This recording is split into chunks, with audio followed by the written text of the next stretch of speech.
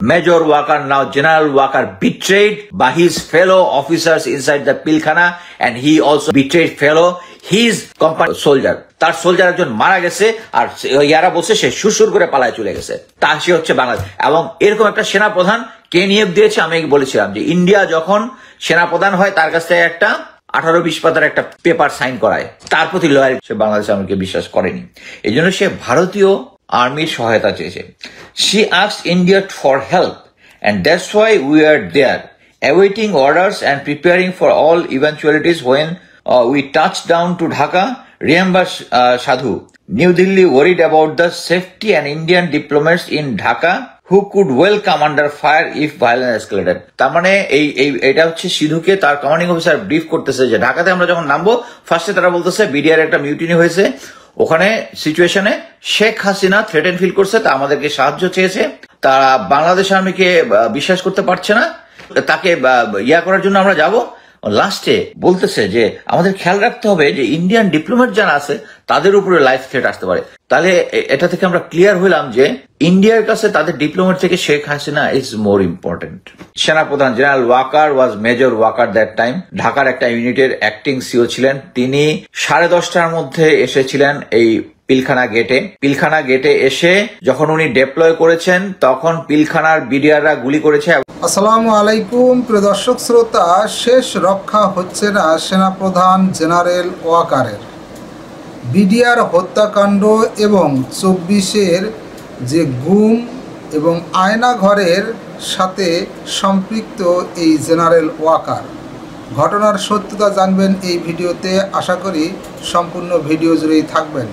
চলুন ভিডিওতে বিস্তারিত দেখে আসি। এবং তার 2 জন গুলিবিদ্ধ হয়, একজন ওখানে স্পটে মারা যায়। That was the right moment. Major Waker যদি ওখানে সৈনিকদেরকে একটা ফল ইন করে জাস্ট একটা স্পিচ দিত যে our brother is dead here and our other brothers are inside, they are being prosecuted by those BDR Pilkhana rebels, এবং আমরা এখন তাদেরকে উদ্ধার করতে যাব, একটা বললেই এটা 15-20 মিনিটের খেল ছিল, 15-20 মিনিটের। But this major Waker, now general Waker, betrayed by his fellow officer inside the Pilkhana, and he also betrayed his company soldier. তার সোলজার একজন মারা গেছে আর ইয়ারা বলছে সে সুরসুর করে পালায় চলে গেছে। তা সে হচ্ছে বাংলাদেশ। এবং এরকম একটা সেনাপ্রধান কে নিয়োগ দিয়েছে, আমি বলেছিলাম যে ইন্ডিয়া যখন সেনাপ্রধান হয় তার কাছ থেকে একটা 18-20 পাতার একটা পেপার সাইন করায়, তার প্রতি লয়ালিটি উনি শো করে ওখানে আছেন। এই জন্যই এই অবিনাশ পালের মতো লোক এই ধরনের জিনিস লেখার সাহস পায়নি।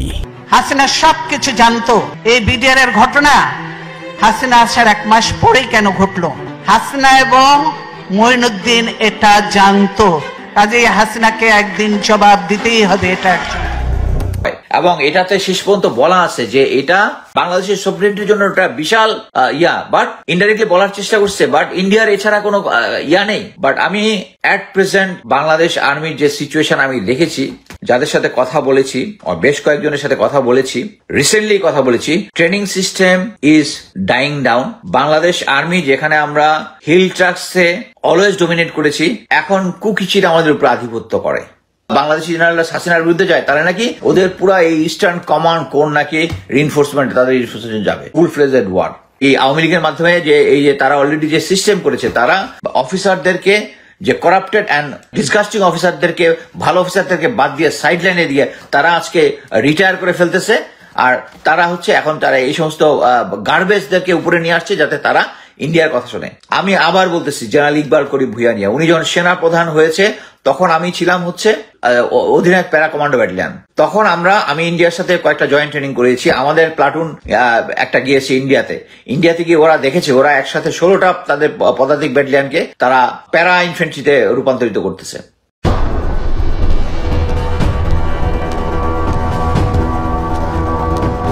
25শে ফেব্রুয়ারি 2009।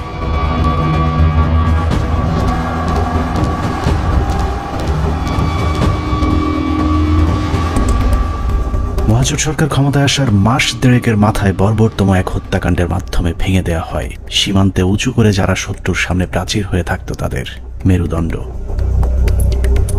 বিডিআর সেনাবাহিনীর সমন্বয়ে গঠিত সুশৃঙ্খল একটি বাহিনীর মগজে বিষ বাষ্প ঢুকে উস্কে দেওয়া হয় হিংসার প্রতিশোধের আগুন। সেই আগুনেই পুড়েছে বিশ্বাস, আস্থা আর ভালোবাসায় তৈরি করা সাজানো গোছানো এক সুখের ঘর। পিলখানায় লাগা সে আগুনে শুধু যে 57 সেনা কর্মকর্তাই পুড়েছে তা নয়, সেই সাথে পুড়েছে কয়েক হাজার জওয়ানের সুখ, স্বপ্ন, সংসার। সীমান্ত অরক্ষিত করে ওদেরকে রক্ষিত করা হয়েছে কারারক্ষীদের ঘরে, যেই ঘরে দিন, মাস, বছর করে গুনে গুনে 15 বছর পার হয়েছে সীমান্ত রক্ষীদের। সেই থেকে ওপারের শত্রু যখন খুশি এপারে এসেছে কেউ তাদের বাধা দেয়নি, কারণ ওরাই ছিল আমাদের 1,44,000 বর্গ কিলোমিটার মানচিত্রের সীমানা প্রাচীর, যেই প্রাচীরে ক্ষত ধরিয়ে আমাদের মানচিত্রকে বিক্ষত করা হয়েছিল গেল 15টি বছর। মূলত 2009 সালের 25শে ফেব্রুয়ারি বিডিআরের হত্যাকাণ্ডই আমাদের গেল 15 বছরের ভাগ্য লিখে দিয়েছিল। এই 15 বছর বাংলাদেশের রাজনীতি, শিক্ষা, অর্থনীতি থেকে শুরু করে পুলিশ, প্রশাসন সবকিছু নিয়ন্ত্রণ করেছে ভারত, আর সবচেয়ে বেশি নিয়ন্ত্রণ করেছে বাংলাদেশ সেনাবাহিনীকে, যারাই ছিল একসময় আমাদের অহংকার। নারী, টাকা আর পদের লোভে সেনাবাহিনীর কিছু কর্মকর্তা তাদের মাথা বেচে দিয়েছিল ভারতের কাছে, যাদের পরিকল্পনাতেই খুন হয়েছিল দেশপ্রেমিক 57 জন সেনা কর্মকর্তা। 25শে ফেব্রুয়ারি পিলখানায় আসলে কি ঘটেছিল, কেন ঘটেছিল, সেই ঘটনার পরে কি ঘটেছিল, কিংবা এখন আসলে কি ঘটছে তা নিয়ে আমাদেরকে যতটুকু জানানো হয়েছে তার চেয়ে অনেক বেশি আমাদের থেকে গোপন করে রাখা হয়েছে। ঘটনার শুরু থেকে শেষ পর্যন্ত আমরা যতটুকু জেনেছি তার পুরোটাই পিলখানার মূল ঘটনার বিকৃত এক রূপ, যেখানে সত্যের কোনো বালাই নেই। হাসিনা সবকিছু জানতো। এই বিডিআরের ঘটনা হাসিনা আসার 1 মাস পরে কেন ঘটলো? হাসিনা এবং মঈনুদ্দিন এটা জানতো, কাজে হাসিনাকে একদিন জবাব দিতেই হবে। এটা পিলখানা হত্যাকাণ্ডকে আমরা যদি একটি মুদ্রা হিসেবে ধরি, তাহলে এতদিন আমরা সেই মুদ্রার এক পিঠ দেখেছি, যার আরেক পার্শ্ব আরো ভয়ঙ্কর, আরো নৃশংস, আরো বর্বর, অমানবিক। আমরা শুধু 57 সেনা কর্মকর্তার গল্প শুনেছি, কিন্তু তার চেয়েও কয়েক গুণ মানুষকে হত্যা করা হয়েছে, যেই খবর বিডিআরের পরিবারের বাইরে আর কাউকে জানতে দেওয়া হয়নি। পিলখানা হত্যাকাণ্ডের মামলায় রাজসাক্ষী না হওয়ার জন্য বীর মুক্তিযোদ্ধা ডিএডি আব্দুর রহিম সাহেবকে জেলখানায় নিয়ে নির্মমভাবে ইনজেকশন পোস্ট করে তাকে শহীদ করা হয়। আনুমানিক 28 তারিখ সন্ধ্যার দিকে ওনার ভাইয়ের মানে মেজর ইনাম সাহেবের নির্দেশে আব্বু পিলখানায় আবার জয়েন করে। সন্ধ্যার সময় জয়েন করার সঙ্গে সঙ্গে কিছু আর্মি সদস্যরা আব্বুকে আলাদা করে লোকচক্ষুর আড়ালে নিয়ে যায়। সন্ধ্যা ঘনিয়ে আসার পরে একটা গাড়িতে করে চোখ বেঁধে, হাত বেঁধে ঢাকা ক্যান্টনমেন্টের দিকে নিয়ে যায় এবং ডিজিএফআই সেলে নিয়ে যায়। আব্বু তাদের কথাবার্তাতে বুঝতে পারে যে আব্বু ডিজিএফআই সেলে আছে। ওখানে সম্ভবত একটা 12 নম্বর কোন একটা রুমে আব্বুকে 10 থেকে 12 দিন রাখা হয় এবং অমানবিক নির্যাতন করা হয়। আপনার ইলেকট্রিক শক দেওয়া হয়, লিঙ্গে বাড়ি দেওয়া হয়, মানে অসহনীয় কষ্ট তাদেরকে সহ্য করতে হয়। ড্রিল মেশিন দিয়ে পা ছিদ্র করে, আবার আপনার পেরেক দিয়ে হাতের পায়ে নখ উপড়িয়ে ফেলায়। 2009 সালে পিলখানায় যে হত্যাকাণ্ড শুরু হয়েছিল সেই হত্যাকাণ্ড এখনো শেষ হয়নি। 25 থেকে 27 তারিখ পর্যন্ত ভাড়াটে খুনিদের দিয়ে সেনা কর্মকর্তাদের খুন করা হয়েছে, আর 27 তারিখের পর থেকে সেনাবাহিনীর ঊর্ধ্বতন কর্মকর্তারা নিজেরাই খুনের কাজ চালিয়ে গিয়েছেন। ঘটনার পর জিজ্ঞাসাবাদের নামে বিডিআরের 167 জন জওয়ানকে নিজেদের হাতে হত্যা করেছে আমাদের গর্বের সেনাবাহিনী। এমনকি সেনাবাহিনীর শিখিয়ে দেওয়া সাক্ষ্য দিতে চায়নি বলে পিলখানার জামে মসজিদের ইমামকে পর্যন্ত নির্মমভাবে হত্যা করা হয়েছে, যিনি ঘটনার শুরু থেকে শেষ পর্যন্ত নিজ চোখে প্রকৃত খুনিদেরকে দেখেছিলেন। এসব তো আমাদের সৈনিকরা করবে না, কখনোই আমাদের সৈনিকের অফিসারের উপরে আক্রমণ করবে না। যেভাবে গুলি করতে করতে ভিতরে ঢুকে গেছে, আর একজন হিন্দিতে কথা বলে, ইংলিশে কথা বলে, কমেন্ট করে ওদেরকে। পিলখানার ঘটনার বেশিরভাগ তথ্য উপাত্ত আলামত নষ্ট করে দেওয়া হয়েছে। তারপরেও চূড়ান্ত ঝুঁকি নিয়ে দেশপ্রেমিক কয়েকজন সেনা কর্মকর্তা অত্যন্ত গোপনীয়ভাবে কিছু গুরুত্বপূর্ণ তথ্য প্রমাণ নিজেদের সংগ্রহে রেখেছিলেন। বিডিআর হত্যাকাণ্ডের দিন বেঁচে যাওয়া কিংবা পিলখানার বাইরে থেকে বারবার ভেতরে ঢুকে অফিসারদের জীবন বাঁচানোর চেষ্টা করা, অথবা যারা ঘটনার সুষ্ঠু তদন্তের ব্যবস্থা করতে চেয়েছিলেন, এরকম একদল সেনা কর্মকর্তার সহায়তায় আমাদের আজকের অনুসন্ধানটি করা হয়েছে। দীর্ঘ সময় ধরে চলা আমাদের একান্ত প্রচেষ্টায় ঘটনার মূল রহস্য উদ্ঘাটনের সর্বোচ্চ চেষ্টা করা হয়েছে। তারা রাষ্ট্রের মানুষের সুন্দরভাবে একটা সেবা দেওয়ার জন্য দায়িত্ব নেয় নাই এবং মাত্র 1.5 মাসের মাথায় বিডিআর মতো একটা হত্যাযজ্ঞ তারা চালিয়েছিল পরিপূর্ণ রাষ্ট্র সহযোগিতায়। কারণ রাষ্ট্রকে পরিপূর্ণ এই সময় থামিয়ে রাখা হয়। এই জায়গা একটা বিশাল একটা কাজ করার জায়গা কমিশনের, যে এই পোস্টিং গুলা কাদের অর্ডারে হয়েছিল, কি ক্রাইটেরিয়াতে ওনাদেরকে তখন এইভাবে পোস্টেড করা হলো, কেন এত কুইক, মানে এই জিনিসটা তো সন্দেহের উদ্রেক করে, তাই না? যে 18 ইঞ্জিনিয়ার্স এর কর্নেল মেহেদী স্যার এত ইম্পর্টেন্ট সব কাজ করছিল। ওদেরকে যখন ক্লোজ অ্যারেস্ট করে রাখা হয় বা আয়নাঘর থেকে নিয়ে এসে রাখা হয়, মেস বিতে ক্লোজ অ্যারেস্ট করে রাখা হয়, তখন এই রেজানুল খান স্যারের সঙ্গে আমার বাবা দেখা করতে গেছিলেন যে আমার খোঁজ নেওয়ার জন্য। তখন উনি বলেন যে আপনার ছেলে মানে বাংলাদেশের সবচেয়ে বড় সন্ত্রাসী, তার কথা একদম ভুলে যান। পিলখানায় আসার আগের 2 বছর 3 বছর তারা আসলে কি করছিল, কোথায় তাদের পোস্টিং ছিল, তারা কাদের সাথে মেলামেশা করছে? আমাদের অনুসন্ধানে সহায়তাকারী এসব অফিসারদের সকলে বিডিআর হত্যাকাণ্ডের ঘটনায় নির্যাতনের শিকার। কেউ কেউ দীর্ঘ সময় গুমের শিকার, কেউ চাকরিচ্যুত হয়েছেন কিংবা জীবন বাঁচাতে চাকরি এবং দেশ ছাড়তে বাধ্য হয়েছিলেন। ডিজিএফআই কেন আমাদেরকে বাধা দিলেন? ও উল্টা আর আমাদের সাথে রাগ করলেন যে কেন তোমরা পলাতক এদেরকে ধরে নিয়ে আসলে, তাদের তো পালিয়ে যেতে দেওয়া হচ্ছিল অন্ধকার করে, লাইন কেটে যে তাদেরকে পালিয়ে যেতে দেওয়া হচ্ছিল। এই বিষয়টা অবশ্যই ওই সময় সমস্ত পত্রিকায় এসেছিল। আর 3 নাম্বার হচ্ছে যে এই যে এরা যে মানে বললো যে এরা ঠিক জানে না কে তাদের কমান্ড করছে, এই যে জিনিসটা সবার মুখ ঢাকা ছিল। তো কে কাকে কমান্ড করছে এটা তো চেহারা, যেমন আমার সৈনিক কিন্তু সবাইকে চিনে একটা ইউনিটের, আমি সবাইকে চিনি যে আমাকে অমুক স্যার এটা বলেছে। একে তো ওখানে হচ্ছে প্যারেড উপলক্ষে বিভিন্ন ইউনিটের সৈনিকরা এসেছিল, সবার মুখ ছিল বাধা, এর জন্য ওরা জানতো না যে কার কমান্ডে তার কাজ করছে। সেনাবাহিনীর মধ্যম সারির এসব সেনা কর্মকর্তাদের সংগ্রহে থাকা কিছু গোপন অডিও ভিডিও ছিল আমাদের অনুসন্ধানের মূল পুঁজি। স্পর্শকাতর এসব তথ্য উপাত্ত নিয়ে আমাদের আজকের অনুসন্ধান। অনুসন্ধানের শুরুতেই একটি তদন্ত প্রতিবেদনের কয়েকটি লাইনে চোখ বোলানো যাক। যে প্রতিবেদনটি পিলখানা হত্যাকাণ্ডের পরের 18 কর্মদিবসের মধ্যে তৈরি করা হয়েছিল, কিন্তু আজও পর্যন্ত তা প্রকাশ করা হয়নি, কারণ এই প্রতিবেদনই ঘটনার মূল রহস্য লুকিয়ে আছে। যদিও মূল ঘটনার 50 ভাগও প্রতিবেদনে উঠে আসেনি, যে কারণেই প্রতিবেদনের সীমাবদ্ধতায় বলা হয়েছে তদন্তের স্বার্থেই কমিটি কয়েকটি সংস্থার প্রধান গুরুত্বপূর্ণ ব্যক্তিকে জিজ্ঞাসাবাদ এবং বিভিন্ন গোয়েন্দা সংস্থার নিকট হতে গোয়েন্দা তথ্য সংগ্রহ করা আবশ্যক বলে মনে করেছে, কিন্তু পর্যাপ্ত সহযোগিতার অভাবে কাজগুলো করা সম্ভব হয়নি। ফলশ্রুতিতে পর্যাপ্ত তথ্য প্রমাণ সহ এই বিদ্রোহ এবং হত্যাকাণ্ডের মূল ষড়যন্ত্রকারীদেরকে শনাক্ত করা এবং ঘটনার পেছনের মূল কারণ বা মোটিভ উদ্ঘাটন করা সম্ভব হয়নি। এছাড়া প্রতিবেদনের মন্তব্যে বলা হয়েছে তদন্ত কমিটি সংশ্লিষ্ট গোয়েন্দা সংস্থা সমূহ যেমন এনএসআই, ডিজিএফআই, র্যাব, সিআইটি এবং পুলিশের এসপিকে তাদের সংগৃহীত বিভিন্ন গোয়েন্দা তথ্য প্রয়োজনীয় প্রমাণাদি পেশাগত দৃষ্টিকোণ থেকে বিশ্লেষণ করে কমিটির নিকট সরবরাহ করার জন্য অনুরোধ করেছিল, কিন্তু বর্ণিত সংস্থাসমূহ হতে কোনো সহযোগিতা পাওয়া যায়নি। প্রতিবেদনের এই লাইনগুলো পড়লেই বোঝা যায় পিলখানা হত্যাকাণ্ডের পরপর গঠিত ওই তদন্ত কমিটি ঘটনার মূল রহস্য উদ্ঘাটন করুক, এটা সরকার কিংবা সেনাবাহিনী কেউই চায়নি। ওই প্রতিবেদনের মতোই পিলখানা হত্যাকাণ্ডের সবকিছুই আমাদের থেকে আড়াল করে রাখা হয়েছে।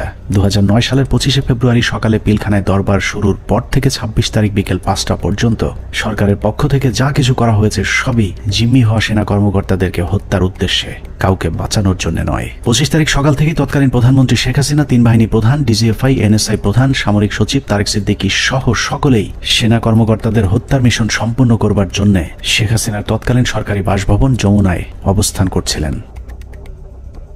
পিলখানার ঘটনায় বেঁচে আসা সেনা কর্মকর্তাদের একজন মোহাম্মদ জাহিদি আহসান হাবিব দরবার হলে গোলাগুলি শুরুর পর তিনি প্রথম জেনারেল তারেক সিদ্দিকীকে ফোন করে বলেছিলেন তাদেরকে বাঁচানোর জন্য, কিন্তু তারেক সিদ্দিকী ফোন কেটে দেন। তারপর থেকে আর তারেক সিদ্দিকীকে টেলিফোনে পাওয়া যায়নি। আমাদেরকে যাতে সাহায্য করার জন্য, যাতে আর্মি যাতে আমাদেরকে হেল্প করে, তার জন্য আমি জেনারেল তারেককে আমি সাহায্য চেয়েছিলাম।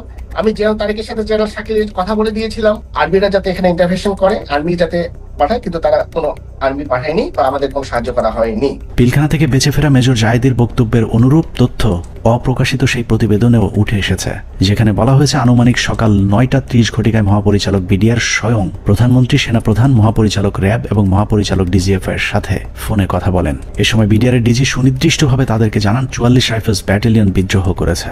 এছাড়াও অবরুদ্ধ অন্যান্য সেনা কর্মকর্তাগণ তাদের মোবাইলে সাহায্যের জন্য বিভিন্ন স্থানে টেলিফোন করেন ও SMS পাঠান।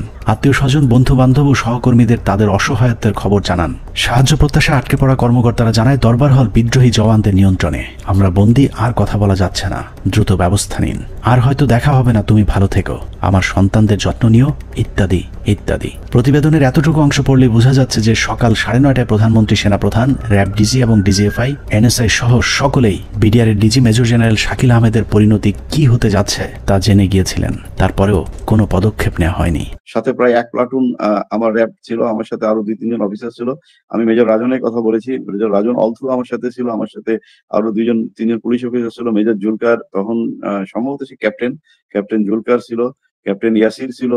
আপনার ওইদিকে আমার 5 নম্বর গেটে মেজর আমিন ছিল, আমার টুয়াইসি বর্তমানে সে প্রবাসী মেজর আমজাদ ছিল, আমার সঙ্গে ছিল আরো আপনার এসপি শহীদ ছিল, আমার অ্যাডজুটেন্ট খালিদ, ক্যাপ্টেন খালিদ ছিল, তো অসংখ্য অফিসার, প্রায় 7-8 জন আমরা মিলিটারি এবং পুলিশ অফিসার সব মিলে প্রায় আমি মনে 7-8 আরো বেশি 10-12 জন, আমরা 4-5 নম্বর গেটে ছিলাম। আমরা কিন্তু কমপ্লিটলি একটা অল্টারকেশনের ভিতরে ছিলাম। আমরা বারবার এই তৎকালীন আমি এডিজিকেই বেশি করে বলবো, কারণ এডিজি কর্নেল রেজানুর, আমি এখনো অবাক হচ্ছি যে এই ব্যক্তিটিকে কেন প্রশ্নের সম্মুখীন করা হয়নি। তখন কিন্তু সুযোগ ছিল তাকে প্রশ্ন করার, তখন করা হয়নি, কিন্তু এখনো কেন করা হচ্ছে না।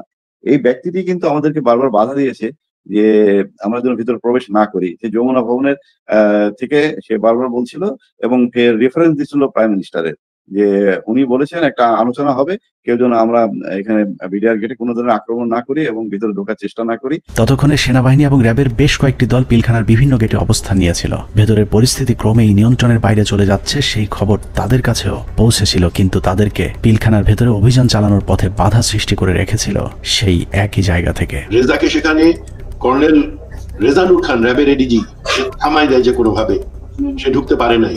সেটা কিন্তু আমি বলতেছি অ্যারাউন্ড 9 AM আমরা আসবার আগে, যেটা আমাকে রেজা, আমি ওখানে যাওয়ার পরে 10:30টার সময় রেজা আমাকে ব্রিফ করে যে স্যার এই অবস্থা, আপনারা কি ঢুকতে পারবেন? তখন আমি জেনারেল হাকিমকে বলি, উনি বললেন যে না, এখন ঢোকা যাবে না। CGS, chief of general staff, general Moeen তো তখন পতিতা হাসিনার কাছে বঙ্গভবনে বসে অপেক্ষা করতেছে আদেশ শুনবার জন্য, নিজে থেকে কোনো সেনাপ্রধান হিসেবে কোনো অর্ডার দেয় নাই। এখানে একটা জিনিস ক্লিয়ার করি, এই বিডিআর অপারেশনের সময় 3 জন, এটা তো আর্মির অ্যাকশন, এটা কোনো পলিটিক্যাল কোনো কিছু হওয়ার কথা না, 3 জনের কমান্ডের দায়িত্ব ছিল।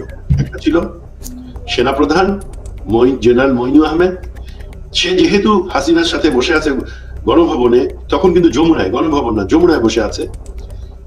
আর এই তার বর্তমানে chief of general staff major general সিনাইদ জামালি, তার আদেশ দেওয়ার কথা, হ্যাঁ ভিতরে ঢুকো। আর অন দ্য স্পট কমান্ডার একজন।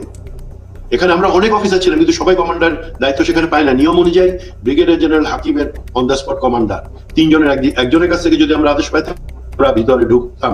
অনুমতি দিচ্ছে করে চলতে থাকে কালক্ষেপণ। 9:30 থেকে শুরু করে 11টার মধ্যেই বেশিরভাগ অফিসারদের হত্যা করা হলেও কিছু কর্মকর্তা পালিয়ে যাবার কারণে হত্যার মিশন অসম্পূর্ণ থেকে যায়, যা শেষ করতে সময় লাগে পরদিন বিকেল 5টা পর্যন্ত। তবে দরবার হলের সামনের হত্যাকাণ্ড শেষে খুনিদের প্রথম দলকে বের করে দেওয়ার ব্যবস্থা করা হয়। 12:30 পিলখানার 3 নম্বর গেটের সামনে বিডিআরের পক্ষ থেকে শতাধিক মানুষের একটি মিছিল বের করা হয়। এসব মিছিল থেকে বিডিআর জওয়ানদের দাবি দেওয়ার প্রতি সমর্থন ব্যক্ত করে জয় বাংলা, জয় বিডিআর, বিডিআর জনতা ভাই ভাই ইত্যাদি স্লোগান দেওয়া হয়েছিল। জয় বাংলা মিছিল করা ওই দলটি ভেতরে ঢোকার কিছুক্ষণ পর বেরিয়ে আসে সংখ্যায় দ্বিগুণ হয়ে। ধারণা করা হয় ওই মিছিলের মাধ্যমেই খুনিদের একটি অংশকে ভেতর থেকে নিরাপদে বের করে দেওয়ার সুযোগ করে দেওয়া হয়। যেখানে আর্মির অপারেশন, আর্মির করবার কথা, সেখানে বিভিন্ন আওয়ামী লীগের পলিটিক্যাল লোকজন ভিতরে ঢুকতেছে, যাইতেছে। এর মধ্যে আমরা দেখতে পাচ্ছি আমাদের কাছে অফিসারদের কাছে বাইনোকুলার, তাপস, মির্জা আজম, নানক, শেখ সেলিম, এরা সবাই কিন্তু যাওয়া আসা করতেছে ভিতরে। এবং এর মধ্যে আবার দেখলাম কি ছাত্রলীগ যুবলীগ মিলে একটা মিছিল বলে ওই নিউ মার্কেটের গেট থেকে ঢুকলো, তারা 20-25 জন হবে। তারা ঢুকে ওখানে কিছুক্ষণ, পুরাটা তার দেখা যায় না। আবার ঘন্টাখানেক পরে দেখলাম কি সেই মিছিল, তাদের হাতে কিন্তু আওয়ামী লীগের ব্যানার আছে। সেই মিছিল বাইরে হয়ে যাচ্ছে, সেটা সংখ্যা হচ্ছে লোকের এখন 100 থেকে উপরে, 100-125 জন ঢুকছিল, 25 জন বাইরে হয়ে যাচ্ছে। সাথে সাথে আমরা সেটে যারা ছিল তাদেরকে জানালাম যে দেখো এই মিছিলটাকে আটকাও, এদের মধ্যে থেকে কিন্তু ভিতরে যারা কিলার তারা বের হয়ে তাদেরকে বের করে নিয়ে যাওয়া হইতেছে। বিডিআর কমপ্লেক্স যে ভিতরে যত সৈনিকরা ছিল তখন সবাই জাগো বলে যে যেদিকে পারলো বেরিয়ে চলে গেল। এটা হওয়ার কথা না। একটা ট্রেন সোলজার একটা এইভাবে পালিয়ে যেতে পারে না, যখন যতই গুলি হোক, কেননা তার কাছে কোনো অর্ডার আসেনি। এবং এই সময় কিছু অফিসারও কিন্তু পালিয়ে গিয়েছিল। তো আমাদেরকে বের করতে হবে হু অল অর, মানে ওই অফিসাররা কারা কারা। এই সময় পালানোর কথা না।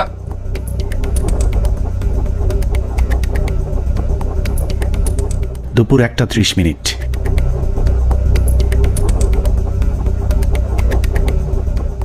খুনের প্রথম পর্ব শেষ হবার পর শুরু হয় দ্বিতীয় পর্ব।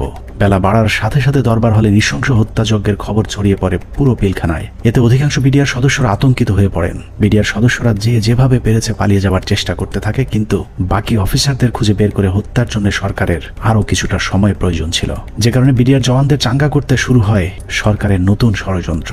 নাটকের এই পর্বে মঞ্চে আসে মুন্নি সাহা এবং জয় মামুন, যারাই প্রথম গুজব ছড়িয়ে দেন পিলখানায় অপারেশন ডাল ভাতের টাকা নিয়ে অসন্তোষের কারণেই বিডিআরের ডিজিকে জিম্মি করেছে বিডিআরের জওয়ানেরা। এর পরপরই সেনাবাহিনী সেনাবাহিনী নিয়ে নানা ধরনের উস্কানিমূলক তথ্য প্রচার করতে থাকে বিশেষ কয়েকটি গণমাধ্যম। অফিসারদের কি অবস্থা? অফিসার যারা ছিল দরবার হলে যারা ছিল তাদের কি অবস্থা? তারা অনেকে ভেঙে গেছে, অনেকে আমাদের জিম্মিতে আছে, তাদেরকে রিলিজ করা হয়নি। ওরা খুব ভালো হয় জানে বিডিআর এর প্রতি কি অন্যায় অবিচার চলে। আপনাদের তো অনেক দিনের এটা ক্ষোভ, আজকে কেন আজকে পরিপ্রেক্ষিতে এটা করলেন? উনি বোঝেন না, উনি খালি আশা দেয় আশা দেয়। এখন আমরা ওনাদেরকে আটক অবস্থা রাখছি যাতে আমাদের দাবিগুলা মাননীয় প্রধানমন্ত্রী এবং স্বরাষ্ট্রমন্ত্রী আমাদের দাবি মানবেন। দেখছিলেন মুন্নি সাহার সঙ্গে বিশেষ। এ সময় নিজেদের লেখা বিভিন্ন ধরনের লিফলেট বিডিআর এর নামে প্রচার করে গুজব ছড়াতে থাকে স্থানীয় আওয়ামী লীগের নেতাকর্মীরা। পিলখানার ভেতরে ততক্ষণে বিডিআর এর মাঝে ছড়িয়ে দেওয়া হয়েছে মিডিয়া এবং জনগণ আমাদের সাথে আছে। অপারেশন ডাল ভাতের টাকা মেরে খাওয়া সেনাবাহিনীর প্রতি এমনিতেই অনেকের ক্ষোভ ছিল, তার উপর সেনাবাহিনী যে কোনো সময় হামলা চালাতে পারে এমন গুজব ছড়িয়ে অস্ত্র হাতে তুলে দেওয়া হয় বিডিআর এর সাধারণ জওয়ানদের হাতে। একদিকে আওয়ামী লীগের বিডিআর এর পক্ষে মিছিল, অন্যদিকে গণমাধ্যমের উস্কানিতে হত্যাকাণ্ডে অংশ নেয়নি এমন অনেকেও দুপুরের পর বিদ্রোহী হয়ে ওঠে। জিনিসপত্রের দাম কারা বাড়াইছে শুনবেন? অরিজিনাল সেনা কর্মকর্তারা বিডিআর কে দিয়ে দাম বাড়াইছে। আস্তে আস্তে বর্ডার থেকে সমস্ত মাল নিয়ে আসতো, নিয়ে আসা স্ট্রোক করতো বিডিআর এর প্যারেড গ্রাউন্ডে। স্ট্রোক করে সেই মালগুলি দেশবাসী মাধ্যমে অনেক দিন পর সাপ্লাই করতো, যার কারণে অনেক দাম বেড়ে যেত জিনিসগুলির। যত ডাল ভাতের টাকা আছে সব মেরে খেয়ে ফেলেছে। ডাল ভাতের নামে তারা কোটি কোটি টাকা হাতিয়ে নিয়ে গেছে, কোটি কোটি টাকা হাতিয়ে নিয়ে গেছে ডাল ভাতের নামে। এরই মধ্যে গণভবনের নতুন ষড়যন্ত্রের অংশ হিসেবে আওয়ামী লীগ নেতা জাহাঙ্গীর কবির নানককে পিলখানার ৪ নম্বর গেটে পাঠানো হয়। পিলখানার চারপাশের এলাকা থেকে বাড়িঘর ফেলে মানুষ যখন সরে যাচ্ছিলেন তখন বীর দর্পে ৪ নম্বর গেটের দিকে এগিয়ে যান আওয়ামী লীগের তৎকালীন এলজিআরডি প্রতিমন্ত্রী জাহাঙ্গীর কবির নানক, ফজলে নূর তাপস এবং হুইপ মির্জা আজম। অন্যদিকে প্রস্তুত ছিলেন সাংসদ মাহবুবারা গিনি এবং ওয়ারেসাত হোসেন সহ আওয়ামী লীগের বেশ কয়েকজন নেতাকর্মী। একজন মহিলা এমপি, তো মহিলা এমপিকে কাছে আসার পর তখন আমি চিনতে পেরেছিলাম। তো ওনাদের দুজনকে তো আমি চিনি। তো ওনারা এসে পাশে জানানোর পরে ফজলুল কারোর কাছে এসে মহিলারা জিজ্ঞেস করলেন যে আমি কি একটা সাদা পতাকা পেতে পারি? তো স্যার তখন পিছন দিকে ঘুরে তাকালেন, ঘুরে তাকিয়ে সৈনিককে জিজ্ঞেস করলেন যে তোমাদের কারোর কাছে কোনো সাদা পতাকা বা এরকম কোনো কিছু আছে কিনা। তো তৎপরবর্তীতে ওখান থেকে ওরকম সাদা পতাকা কোনো কিছু না পাওয়াতে উনি স্যার বললেন যে আমার কাছে একটা রুমাল আছে, এখানে চলবে কিনা। উনি এটা দিয়ে দিলেন। বাট ওনারা এই সময় স্যার কিন্তু ওনাদেরকে জিজ্ঞেস করলেন যে আপনারা যে এখান দিয়ে যাবেন তো ওখান থেকে গুলি হচ্ছে। তো তখন ওই মহিলা এমপি গিনি বলেছিলেন যে না, আমাদেরকে গুলি করবেন বা গুলি আসবেন আমাদের দিকে, আপনি এটা নিয়ে চিন্তা করবেন। তো এই জিনিসগুলো কিন্তু কিছু সিগনিফিকেন্ট জিনিস, তখন এগুলো অর্থ বুঝি নাই যে ওনারা এইভাবে এত কনফিডেন্ট। বাট এগুলো যেমন পরবর্তীতে জীবনে আসার পরে আমি বুঝতে পেরেছি যে আচ্ছা এইটার মানে তাহলে এই জিনিসটা দাঁড়ায়। আওয়ামী লীগের ওই প্রতিনিধি দলকে পেয়ে বিডিআর সদস্যরা মনে করেছিল তারা হয়তো বিডিআর কে বাঁচাতেই এসেছিল, কিন্তু এটাই ছিল বিডিআর এর জন্য সবচেয়ে ভয়ঙ্কর ফাঁদ। যেই ফাঁদে পা দেয় পিলখানা হত্যাকাণ্ডের পুরো দায় বিডিআর এর উপর চলে আসে। পিলখানা ৪ নম্বর গেটে যখন নানক আজমদের নেতৃত্বে আওয়ামী লীগের একটা দল পিলখানার ভেতরে পৌঁছায় তখন বিডিআর এর পোশাক পরা কিছু লোক তাদের সাথে বেশ কিছুক্ষণ কথাবার্তা বলেন। তাদের মধ্যে কি কথা হয়েছে সেটা জানা না গেলেও এর পরপরই বিডিআর এর কয়েকজন ব্যক্তিকে সামনে নিয়ে আসা হয় যাদের নাম এর আগে কখনো শোনা যায়নি। তাদের মধ্যে একজন ডিএডি তৌহিদ, যাকে আমরা পিলখানা হত্যাকাণ্ডের কথিত মূল হোতা হিসেবে এতদিন ধরে জেনে এসেছি। নানক আজমদের সাথে বৈঠক করা ওই দলটি ডিএডি তৌহিদ সহ কয়েকজন ডিএডিকে খুঁজতে থাকেন। বিডিআর এর পোশাক পরা ওই দলটি ডিএডি তৌহিদের পিলখানার বাসায় গিয়ে তৌহিদের সন্ধান চেয়েছিলেন, কিন্তু বিডিআর এর পোশাক পরা থাকলেও ডিএডি তৌহিদ সেনাবাহিনী নাকি বিডিআর এর কর্মকর্তা সেটাও তারা জানতেন না। আমার বাসার সামনে নেম প্লেট ছিল তৌহিদ লেখা। জিজ্ঞেস করতেছে যে তৌহিদ উনি কি বিডিআর না আর্মির? আমি বলছি উনি বিডিআর এর র্যাঙ্ক কি? ডিএডি। ডিএডি কি আর্মির না বিডিআর এর? মানে ওনারা এটাও চেনে না যে ডিএডি র্যাঙ্ক আর্মি বিডিআর এ হয়। বুঝেন তাহলে ডিএডি তৌহিদের পরিবারকে ভয়ভীতি দেখিয়ে তার অবস্থান জানা হয়। এরপরই প্রথমবারের মতো দৃশ্যপটে আসেন ডিএডি তৌহিদ, ডিএডি আব্দুর রহিম সহ বেশ কয়েকজন বিডিআর এর সৈনিক, যাদেরকে বিডিআর বিদ্রোহের নেতা পরিচয় দিয়ে নিয়ে যাওয়া হয় প্রধানমন্ত্রীর সাথে বৈঠকে। বেলা ৩:৪০ বিডিআর এর ১৪ দলের একটি প্রতিনিধি দল শেখ হাসিনার বাসভবন যমুনায় প্রবেশ করেন। পিলখানা হত্যাকাণ্ড নিয়ে করা গোপন সেই প্রতিবেদনে উল্লেখ করা হয়েছে বিডিআর এর ওই প্রতিনিধি দলটি যমুনায় শেখ হাসিনার সাথে বৈঠকের সময় সেখানে আর কাউকে থাকতে দেওয়া হয়নি। অর্থাৎ পিলখানার ভেতরে সেনা কর্মকর্তাদের ভাগ্যে কি ঘটেছিল সেই খবর একমাত্র শেখ হাসিনাকেই জানানো হয়েছিল।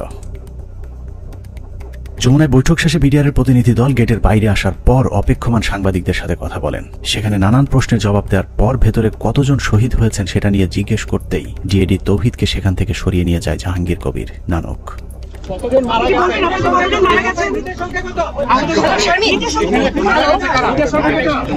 হাসিনার সাথে বিডিআর এর সেই বৈঠকের মূল উদ্দেশ্য অফিসারদেরকে বাঁচানো কিংবা বিডিআর এর আত্মসমর্পণ নয়, বরং বিডিআরকে জানিয়ে দেওয়া হয়েছিল কোনোভাবেই আত্মসমর্পণ করা চলবে না। যদিও বৈঠকের পর জানানো হয় বিডিআর অস্ত্র সমর্পণে রাজি হয়েছেন, কিন্তু ডিএডি তৌহিদকে পিলখানার ডিজি বানানো থেকে শুরু করে পিলখানার পরবর্তী ঘটনাবলী সবই ছিল শেখ হাসিনার তৈরি করা নাটকেরই অংশ।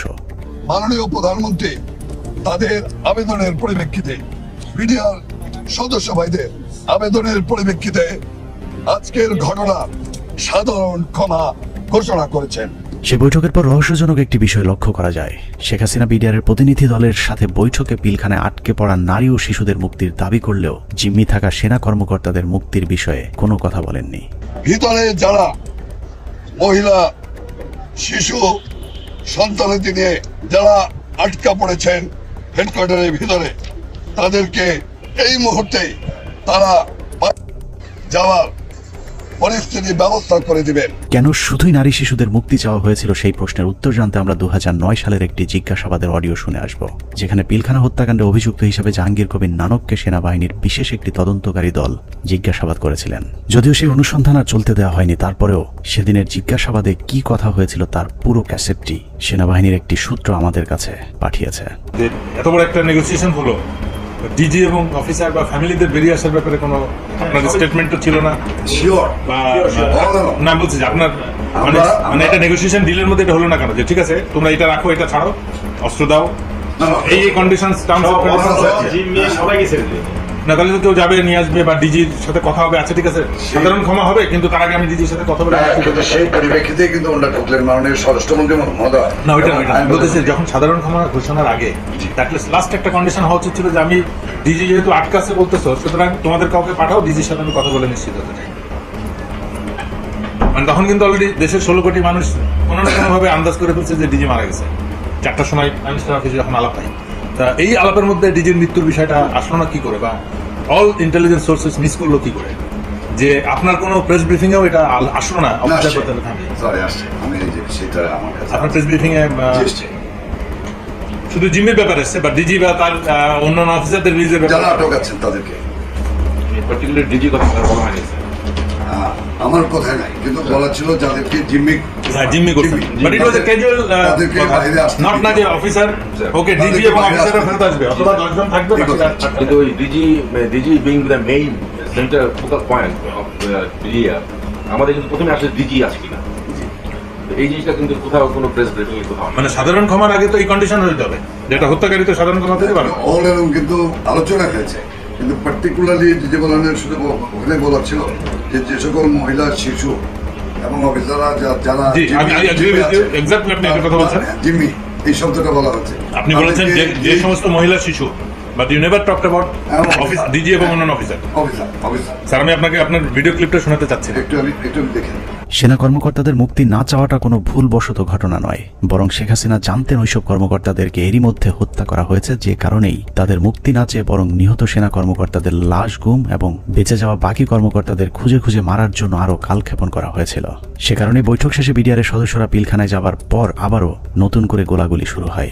অপ্রকাশিত ওই প্রতিবেদনে বলা হয়েছে, এ সময় বিদ্রোহীরা তাদের অপকর্মের সুবিধার্থে পিলখানার অভ্যন্তরে বিশেষ বিশেষ স্থানে বিদ্যুৎ নিভিয়ে দেয়, কিন্তু সরকারের পক্ষ থেকে ওইসব এলাকায় বিকল্প ব্যবস্থায় আলোকিত করার কোনো ব্যবস্থা করা হয়নি এবং তদন্তকারী দল এ ব্যাপারে কোনো সদুত্তরও দেয়নি। প্রতিবেদনের পরের অংশে অত্যন্ত গুরুত্বপূর্ণ কিছু তথ্য দেওয়া হয়েছে, যেখানে বলা হয়েছে সরকার ঘোষিত সিদ্ধান্ত ও আলোচনার প্রেক্ষিতে পিলখানার ভেতরে আটককৃত অফিসার ও তাদের পরিবারের সদস্যদের বের করে আনার সুযোগ হতে পারে এ চিন্তায় ডিএমপির 10টি ট্রাক ও 10টি বাস 4 নম্বর গেটের সামনে নিয়ে যাওয়া হয়। সেই 10টি ট্রাক ও 10টি বাসে করে কাদেরকে নেওয়া হয়েছিল সেই প্রশ্নের উত্তর পাওয়া গেলেই অনেক কিছু পরিষ্কার হয়ে যাবে।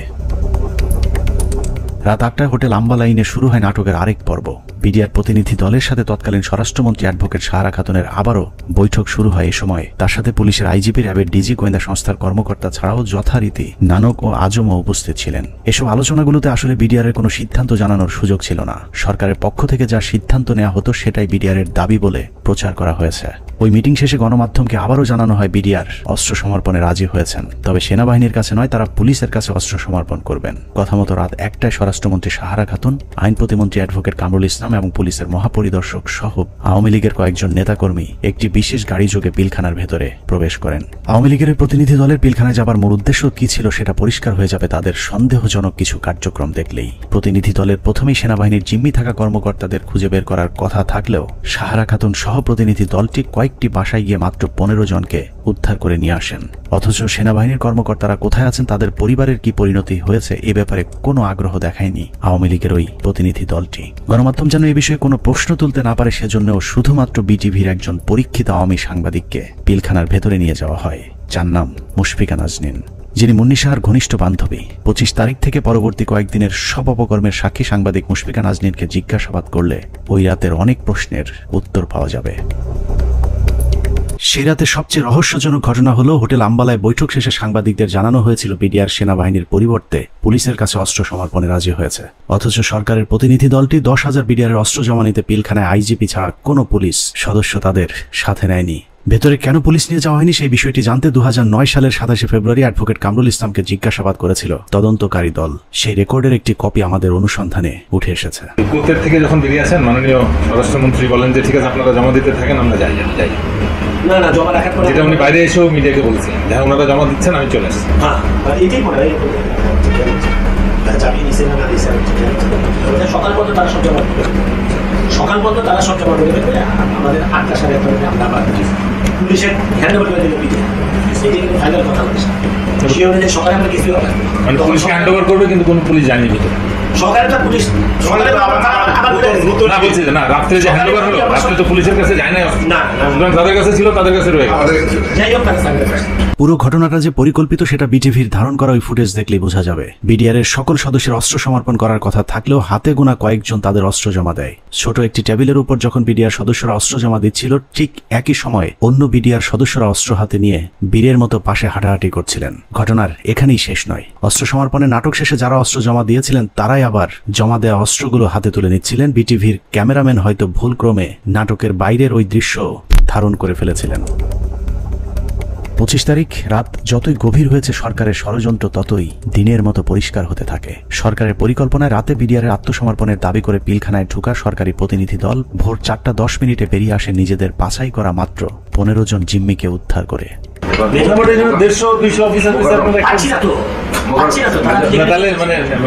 যে কোনো হোস্টেজ রেস্কিউ মানে যে কোনো হোস্টেজ রেস্কিউ অপারেশনের প্রথম তো আমার হোস্টেজের কে আছে, অফিসার এবং তার পরিবার। কয়জন অফিসারকে আমার সাথে আনলাম, কয়জন প্লাস হোস্টেজের মধ্যে সব থেকে বড় হোস্টেজ যেটা ডিজি এবং তার পরিবার, তাদের কেউই আসলো না। তাদের বেঁচে আছে না মরে গেছে তাও জানলাম না। তাহলে হোস্টেজ অপারেশন কি হবে?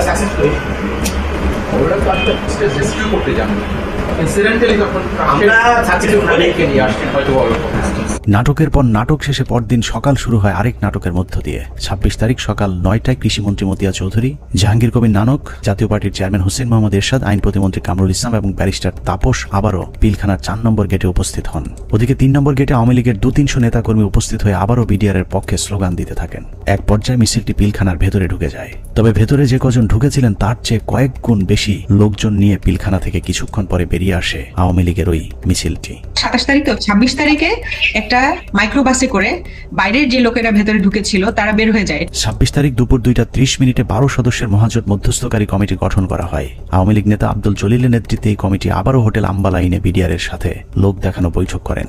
বৈঠক শেষে স্বরাষ্ট্রমন্ত্রী সাহারা খাতুন, জাহাঙ্গীর কবির নানক এবং মির্জা আজম আবারও 4 নম্বর গেট দিয়ে পিলখানায় প্রবেশ করেন। বিকেল 5টায় শেষবারের মতো আবারও ঘোষণা দেওয়া হয় বিডিআর অস্ত্র সমর্পণ করবে। মজার বিষয় হলো বিডিআর এবার আর পুলিশ কিংবা সেনাবাহিনীর কাছে অস্ত্র জমা দেওয়ার কোনো শর্ত দেয়নি। তবে শর্ত না থাকলেও পুলিশের মাধ্যমে পিলখানার নিয়ন্ত্রণ নেয় সরকার। এর পরপরই শেখ হাসিনা জাতির উদ্দেশ্যে ভাষণে বলেন পরিস্থিতি এখন সম্পূর্ণ সরকারের নিয়ন্ত্রণে। নানা ধরনের গুজব ছড়িয়ে পরিস্থিতিকে ঘোলাটে করার চেষ্টাও মহল বিশেষ করছে, সে বিষয়েও সকলকে সজাগ থাকার আমি অনুরোধ জানাই। 27 তারিখ বাংলাদেশের মানুষের ঘুম ভেঙেছে ইতিহাসের নারকীয় এক হত্যাকাণ্ডের সাক্ষী হয়ে। শোকে বিহ্বল জাতির মেধাবী 57 কর্মকর্তার ক্ষত বিক্ষত এক একটি মরদেহ যেন গোটা জাতিকে দুমড়ে মুছে শোকে স্তব্ধ করে দিয়েছিল।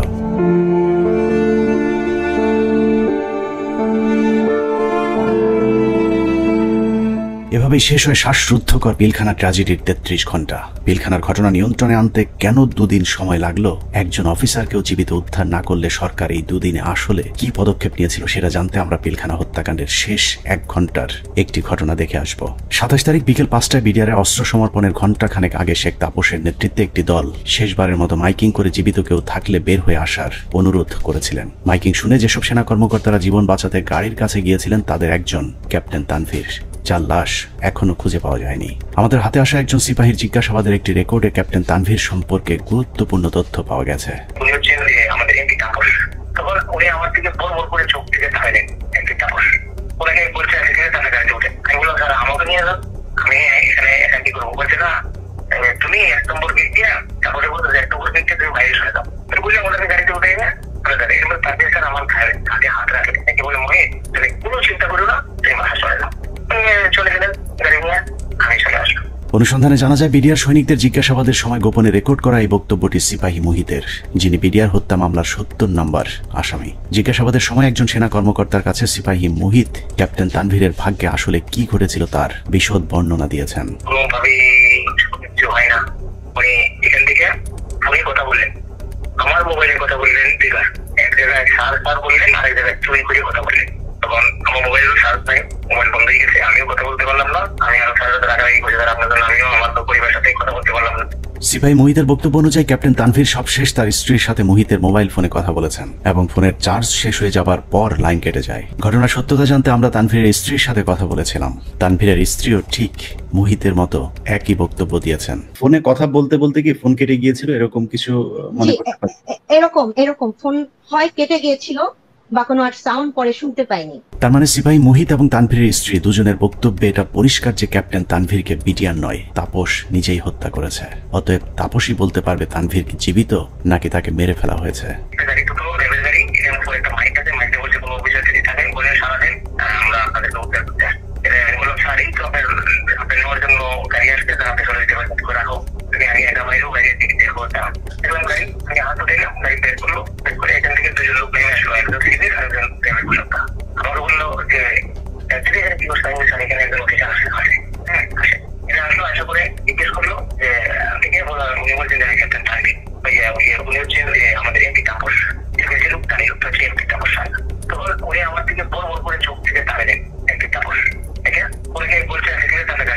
সূত্র জানিয়েছে মুহিতের জিজ্ঞাসাবাদের এই রেকর্ডটি সিআইডিতে থাকাকালীন সেনাবাহিনী এবং র্যাবের কয়েক দফা জিজ্ঞাসাবাদ শেষে মুহিতকে সিআইডিতে জিজ্ঞাসাবাদের সময় মুহিত বলেন, আমার কোনো দোষ নেই, আমার অপরাধ একটাই, তা হলো জিজ্ঞাসাবাদে আমি ক্যাপ্টেন তানভীরকে তাপসের গাড়িতে তুলে দেওয়ার কথা সেনাবাহিনীর কর্মকর্তাদেরকে জানিয়েছিলাম। কোন একটি জিজ্ঞাসাবাদের সময় তাপস নিজে উপস্থিত থেকে মুহিতকে নির্যাতন করেছেন বলেও অভিযোগ করতে শোনা যায় সিপাহী মুহিতের ওই গোপন রেকর্ডে। গাড়িতে উঠে দিচ্ছি, উনি যা বলতো তাই। উনি যদি আমি বলে যে আমি ওনাকে বাঁচাই না কেন আমার বাড়িটা, তিনি তো তাপসের কথা আমাকে এমন টিকাই দিল, দিয়ে আমাকে নিয়ে আবার সেলে বেঁচে রাখলো। রাখার পরে আমার লোকের সাথে তাপস আসছে, তাপস সাথে নিয়ে আসে তারা এনে বলে স্যার ওই সামার বেটা সবাই আপনার বলে আপনাকে আপনি নিয়ে আসতে নিয়ে সে এমন জোরে থাপ্পড় মারলো আমাকে একটা, আমি একটা বাড়িতে বলে গেলাম। উঠাইলো, উঠে বলছে তুই এই কথা আর কখনো যাতে তোর মুখ দিয়া না আসে। পিলখানা ট্র্যাজেডির 33 ঘন্টা মূলত সেনাবাহিনীর যেসব অফিসার বেঁচে ছিলেন তাদেরকে খুঁজে খুঁজে মারার জন্যই কালক্ষেপণ করা হয়েছিল, যে অভিযানের শেষ হয় তানভীরকে গুম অথবা খুন করার মধ্য দিয়ে। বিএমএর ক্যাডেট দিয়ে দিতে পারতো, 5 জন করে প্রত্যেক বছর এখানে দেওয়া যায়, সেটা যদি না দিতে পারতো তাহলে দিতে পারতো। কিন্তু এরা তো জানে না আমার অফিসার না, সে জানে যে এটা আর্মির অফিসার। আপনি থেকে পারমানেন্ট যদি চলে আসতো তাহলে সে জানতো এটা আমার অফিসার, কোনো অবস্থা পারতো না, মারতে গেলে নিজেদের মধ্যে যুদ্ধ লেগে যেত। পিলখানা ট্র্যাজেডি বলতে আমরা শুধুই 25 থেকে 27 ফেব্রুয়ারির হত্যাকাণ্ডকেই জানি, কিন্তু পিলখানার মূল ট্র্যাজেডির শুরু হয়েছিল বিডিআর অস্ত্র সমর্পণের পর। সিপাহী মুহিতের মতো যারাই মূল ঘটনা তুলে ধরতে চেয়েছিলেন তাদেরকেই ঠান্ডা মাথায় হত্যা করা হয়েছে।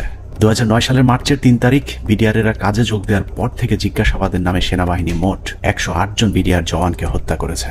এদের মধ্যে কয়েকজন ঘটনার পরিকল্পনার সাথে জড়িত, বাকিরা গুরুত্বপূর্ণ সাক্ষী। নিরীহ এসব বিডিআর সদস্যদের মৃত্যুর কারণ, পোস্টমর্টেম রিপোর্ট কিংবা হত্যাকাণ্ডের তদন্ত কোনো কিছুতেই বিডিআর পরিবারকে হস্তক্ষেপ করতে দেওয়া হয়নি। এমনকি গণমাধ্যমে কথা বলা নিয়েও দেয়া হয়েছিল কঠোর নিষেধাজ্ঞা। পিলখানা হত্যাকাণ্ডের পর জিজ্ঞাসাবাদে যারাই সত্য ঘটনা তুলে ধরতে চেয়েছে তাকেই হত্যা করা হয়েছে, কারণ পিলখানা হত্যাকাণ্ডের পরিকল্পনার সাথে সেনাবাহিনী এবং আওয়ামী লীগের কোন কোন ব্যক্তি জড়িত ছিল তা একমাত্র বিডিআর সদস্যরাই জানত, যে কারণে বিডিআরের গুরুত্বপূর্ণ সাক্ষীদেরকে জিজ্ঞাসাবাদের নামে নির্মমভাবে হত্যা করা হয়।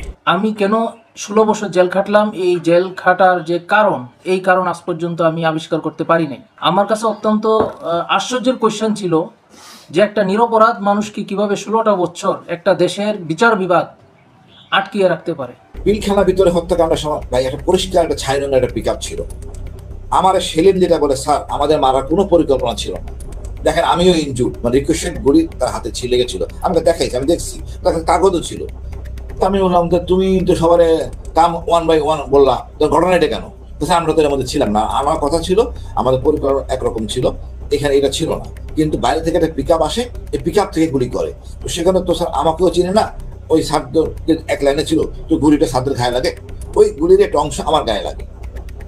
এইটা করে সম্পূর্ণ বহিরাগত। আমি বিশ্বাস করি এটা ভারত থেকে আসা, যাদেরকে পরে সুন্দর করে পার করে দেওয়া হয়। একটা অংশ চলে যায় গাড়িতে করে আসাদুজ্জামান নূর এলাকার ওই এলাকা দিয়ে, আরেকটা অংশ যায় বিমানে।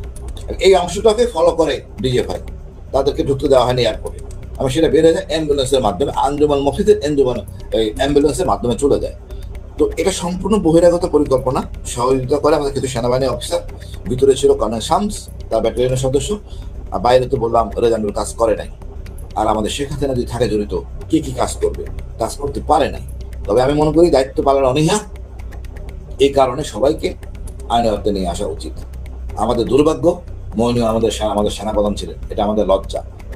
পরবর্তীতে সেনাপ্রধান থাকেন যেন মুবিন, ইনিও এই অনাচার করে গেছেন। হত্যাকাণ্ডের সবচেয়ে গুরুত্বপূর্ণ সাক্ষী ছিলেন পিলখানা জামে মসজিদের পেশ ইমাম মাওলানা মোহাম্মদ সিদ্দিকুর রহমান। দরবার হলে সেদিন কি ঘটেছিল তার সবচেয়ে কাছ থেকে তিনিই দেখেছিলেন। সে ছিল মেন সাক্ষী। আমাকে বলতে যে আমরা 3 জন মেন সাক্ষী, এখন 3 জন মেন সাক্ষী বাঁচায় না মাইরে ফেলায় তো জানি না। আমি বলছি যে তুমি যা যা হয়েছে ওখানে দরবারে যা অফিসাররা বলছে এগুলো বলতে গেলা কেন? বললে কি হবে? সত্যি কথা বলবো না? হাসিনা ইচ্ছে করে মারছে, বলবো না? আমি যদি মরে যাই মরে যাবো, তার অসুবিধা। পিলখানা জামে মসজিদের ইমাম সাহেব শুধু দরবার হল নয়, আরো অনেক কিছু সাক্ষী ছিলেন। ঘটনার কয়েক মাস আগে থেকেই শুক্রবার জুমার নামাজের শেষে যেসব গোপন মিটিংগুলো হতো, সেখানে বিডিআরের সৈনিকদের সাথে তাপস, নানক এবং আওয়ামী লীগ নেতা তোরাব আলী সহ অনেককে উপস্থিত থাকতে দেখেছিলেন মসজিদের ইমাম সিদ্দিকুর রহমান। এই ডিসেম্বর মাস থেকে প্রতি শুক্রবার আমাদের মসজিদে আসতো, এসে নামাজ পড়ে তারপর বলতো কি, মুয়াজ্জিন সাহেব, ইমাম সাহেব আপনারা যান, মুয়াজ্জিন সাহেব আপনি পরে এসে একটু মসজিদে আটকাইয়েন, আমরা একটু কথা বলি। কিছু লোক নিয়ে উনি মসজিদের মাঝখানে বসে কথা বলতো, চারপাশে দরজা আটকাইয়া। তাই ওগুলো বাইরে থেকে শোনার কোনো কায়দা নেই, শোনা যেত না। এরকম প্রতি শুক্রবার করতো। ওই যে হাজী সেলিম নাকি ওনার নাম, আমাকে হুজুর যখন বাসায় আসছে দরবার হল থেকে, তারপরে মানে উনি ঘরে পায়চারি করে আর মানে পান খায় আর পাগলের মতো করতেছে যে এইসব কাহিনীর জন্য এই হয়েছে, এসব তো আমাদের সৈনিকরা করবে না, কখনোই আমাদের সৈনিকরা অফিসারের উপরে আক্রমণ করবে না। যেভাবে গুলি করতে করতে ভিতরে ঢুকে গেছে, আর একজন হিন্দিতে কথা বলে, ইংলিশে কথা বলে, কমেন্ট করে ওদেরকে। পিলখানা জামে মসজিদের পেশ ইমাম তার পরিবারকে জানিয়েছিলেন, দরবার হলে বিডিআরের একজন সৈনিক প্রথমে অস্ত্র ধরলেও প্রথম হত্যা করা হয় বিডিআরের একজন সৈনিককে, যে কারণেই সৈনিকেরা উত্তেজিত হয়ে উঠেছিলেন। তারপরেও বিডিআরের সৈনিকেরা কোনো অফিসারকে গুলি করেননি, বরং একটি আতঙ্কের পরিবেশ তৈরি করতে চেয়েছিলেন। কিন্তু হঠাৎ করেই কয়েকজন অজ্ঞাত মুখোশধারী দরবার হলে ঢুকে অফিসারদেরকে এলোপাতাড়ি গুলি করতে থাকেন। যারা আমাদের সৈনিক তারা কিন্তু উপরে গুলি করছে, তারা কিন্তু ভিতরে গুলি করেনি, গায়ে গুলি করেনি। তাদেরকে গুলি করার অর্ডার দিয়েছে একজন, মানে বলতেছে আমাদের বাসার সামনে থেকে যায় এক বাবুর্চি, হাতে একটা লাঠি। তখন আমার ছেলে আবার ওয়ালের উপর থেকে বলতেছে, আঙ্কেল আপনি লাঠি নিয়ে যান কেন? আমি যদি লাঠি না নেই না আমার নাকি মেরে ফেলবে। এখন এরা ভয়ে এরা অস্ত্র নিয়েছে, কিন্তু এরা গুলি করে নাই। এরা কি করছে, ওই ছাদের দিকে গুলি করছে, উপরে গুলি করছে, এই করিডোরে ওরা বের হয়ে চলে গেছে। ঘটনার পর জিজ্ঞাসাবাদেও ইমাম সাহেব একই কথা বলেছিলেন, কিন্তু বহিরাগতদের হিন্দিতে কথা বলার বিষয়গুলো বাদ দিয়ে সরকারের লিখে দেওয়া সাক্ষী দেওয়ার জন্য ইমাম সাহেবকে চাপ দেওয়া হয়। কিন্তু ইমাম সাহেব সেই চাপে মিথ্যা সাক্ষী দিতে রাজি হননি, যে কারণে তার উপর শুরু হয় শারীরিক এবং মানসিক নির্যাতন। আমাকে স্টেটমেন্ট ওখানে চেঞ্জ করতে বলছে, আপনার স্টেটমেন্ট সবগুলো ডিলিট করে আমরা নতুন যেটা বলবো সেইটা আপনি দেবেন, সেই বয়ান রেকর্ড করব। এটার জন্য খুব চাপ দিয়েছে। চাপ দেওয়ার পর উনি বলছে যে আমি কোনোদিন এটা পাল্টাবো না, কারণ আমি যা চোখে দেখছি এবং আমি যা যা দেখছি, যা যা ঘটনা ঘটছে, এগুলো আমি বলবোই। এটা ছাড়া আমি মিথ্যা কথা বলতে পারবো না, সেটা আপনারা যা করেন করেন। তখন তারা নিয়ে একটা সৈনিকের মানে লজ্জাস্থানে নাকি কারেন্ট দিয়ে শক দেয়, এইটা দেখাইছে দেখাইছে উনি মানে আমি ওই সময় মানে অজ্ঞান হয়ে যাই, এরকম অবস্থা হয়ে গেছিল আমার। আমি মানুষ এরকম কিভাবে করে। তারপরেও ইমাম সাহেব কোনোভাবেই মিথ্যা বলতে রাজি না হয় 2009 সালের 12ই মার্চ জিজ্ঞাসাবাদের জন্য ডেকে নিয়ে যাওয়া হয় তাকে। সেদিনই ছিল তার জীবনের শেষ দিন। নিজের পায়ে হেঁটে যাওয়া মানুষটি পরদিন পরিবারের কাছে লাশ হয়ে ফিরে আসেন। বিডিআর এর 3টা থেকে 6টা পর্যন্ত কি চিকিৎসা হয়েছে এবং ঢাকা মেডিকেলেও যে কি চিকিৎসা হয়েছে আমরা তো কোনো চিকিৎসার কিছুই জানি না। এবং পোস্টমর্টম রিপোর্ট কি আসলো, আসল রিপোর্ট, যে সেই রিপোর্টটা আমাদেরকে দিল না। পিলখানা জামে মসজিদের পেশ ইমাম মাওলানা রফিকুল ইসলামের মৃত্যুর কারণ হিসাবে পরিবারকে জানানো হয়েছিল হার্ট অ্যাটাক। ইমাম সাহেবের মতো 3 তারিখের পর থেকে হঠাৎ করে পিলখানা থেকে ধরে নিয়ে যাওয়া বিডিআর সদস্যদের হার্ট অ্যাটাক এবং আত্মহত্যার সংখ্যা বাড়তে থাকে, যা ছিল মূলত সেনাবাহিনীর বিডিআর সদস্যদেরকে হত্যার একটি কৌশল। আত্মহত্যার নামে সেনাবাহিনীর এরকম এক হত্যাকাণ্ডের শিকার দিনাজপুর সেক্টরের বিডিআরের নায়েক সুবেদার মোজাম্মেল হক। প্রায় 6 ফুট লম্বা একজন মানুষকে হত্যার পর লো হাইটের বাথরুমের সিলিংয়ে ঝুলিয়ে রেখে আত্মহত্যার গল্প সাজানো হয়। মেজর আসাদ স্যার মারা গেছিলেন, লেফটেন্যান্ট কর্নেল কায়সার স্যার ওনার কিলারদেরকে আইডেন্টিফাই করা, তারপরে আমাদের খুব গুরুত্বপূর্ণ একজন ভালো মানুষ সেন্ট্রাল সুবেদার মেজর নুরুল ইসলাম, উনার হত্যাকাণ্ডে খুনে কারা ছিল, তারপরে মেজর সালাম।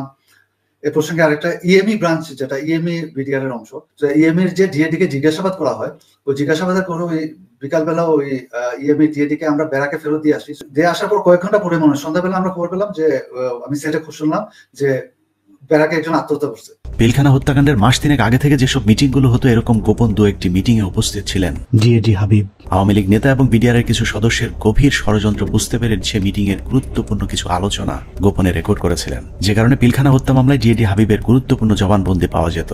কিন্তু জিজ্ঞাসাবাদের নামে তাকে 2009 সালে হত্যা করা হয়। তবে মৃত্যুর আগের জিজ্ঞাসাবাদের সময়কার একটি রেকর্ড আমরা আমাদের অনুসন্ধানে সংগ্রহ করেছি। এত নিরীহ লোক মারা যাচ্ছে তো, এই জন্যই আমার ওই লাগছে। আমার কাছে যারা এই কেসের হোতা তাদের আমার কাছে রেকর্ড আছে। কি record? Mobile record. Mobile record আমার বাসা আছে, আমার স্ত্রীর কাছে একটা আছে, আর একটা আমার লেখা আছে কয় তারিখ যেন এটা করা আছে। ডিএডি হাবিবের বাসার সেই ক্যাসেট হয়তো সেনাবাহিনী উদ্ধার করেছিল, কিন্তু আদালতে উপস্থাপন করা হয়নি, কারণ সেখানে আওয়ামী লীগ নেতাদের জড়িত থাকার সব প্রমাণ ছিল। রেকর্ডে লিখে রাখছি এই সাইডে কত কারা কারা জড়িত এর ভিতর। বেশ কিছু লোক আছে, যেমন এটা প্রথমে ছিল আগে এমপি সেলিমের কাছে, এমপি শেখ সেলিম আগে। হ্যাঁ, আওয়ামী লীগের সাথে বিডিআরের ধারাবাহিক এসব গোপন মিটিং এর বিষয়টি জানার পর কিছু সৈনিক বিডিআরের নিজস্ব সিকিউরিটি ইউনিটকে জানিয়েছিল। ঘটনার 4 দিন আগে 21শে ফেব্রুয়ারি সিকিউরিটি ইউনিটের সিনিয়র জেসিও নায়ক সুবেদার রফিকুল ইসলাম বিডিআর সৈনিকদের কাছ থেকে প্রাপ্ত তথ্য ডিজিএফআই সহ ঊর্ধ্বতন সেনা গোয়েন্দা কর্তৃপক্ষকে জানিয়েছিলেন। তার সেই তথ্যের ভিত্তিতে কিছু পদক্ষেপ নেওয়া হয়েছিল, কিন্তু শেষ রক্ষা হয়নি। সুবেদার রফিকুল ইসলামকে প্রথমে ঘটনার গুরুত্বপূর্ণ সাক্ষী হিসেবে অন্তর্ভুক্ত করা হয়েছিল, কিন্তু হত্যাকাণ্ডে সেনাবাহিনীর সম্পৃক্ত থাকার বিষয়টি ধামাচাপা দিতে ঘটনার প্রায় 2 মাস পরে তাকে আটক করা হয়। কিন্তু মামলার প্রথম চার্জশিটে সুবেদার রফিকুল ইসলামের নাম না থাকা সত্ত্বেও সম্পূরক চার্জশিটের মাধ্যমে তাকে 12 নম্বর আসামি হিসেবে অন্তর্ভুক্ত করা হয়।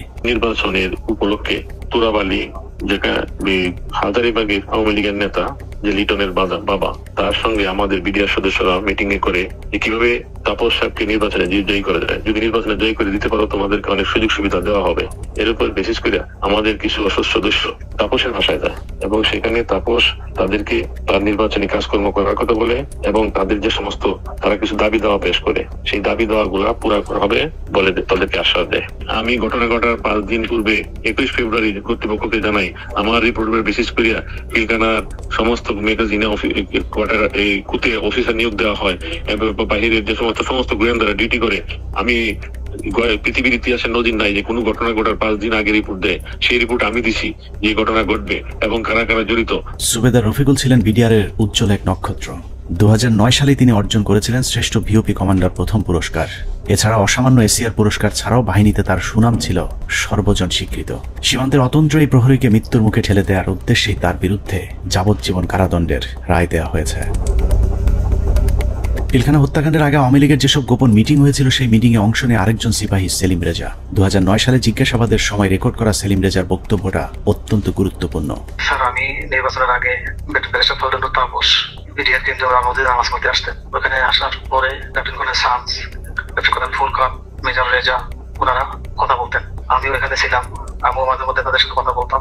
কথা বলার এক পর্যায়ে নির্বাচনের কিছু আগে আমার তাপস সাহেব পিলখানার ভিতরে এসে নির্বাচনের ঘোষণা শুরু করে।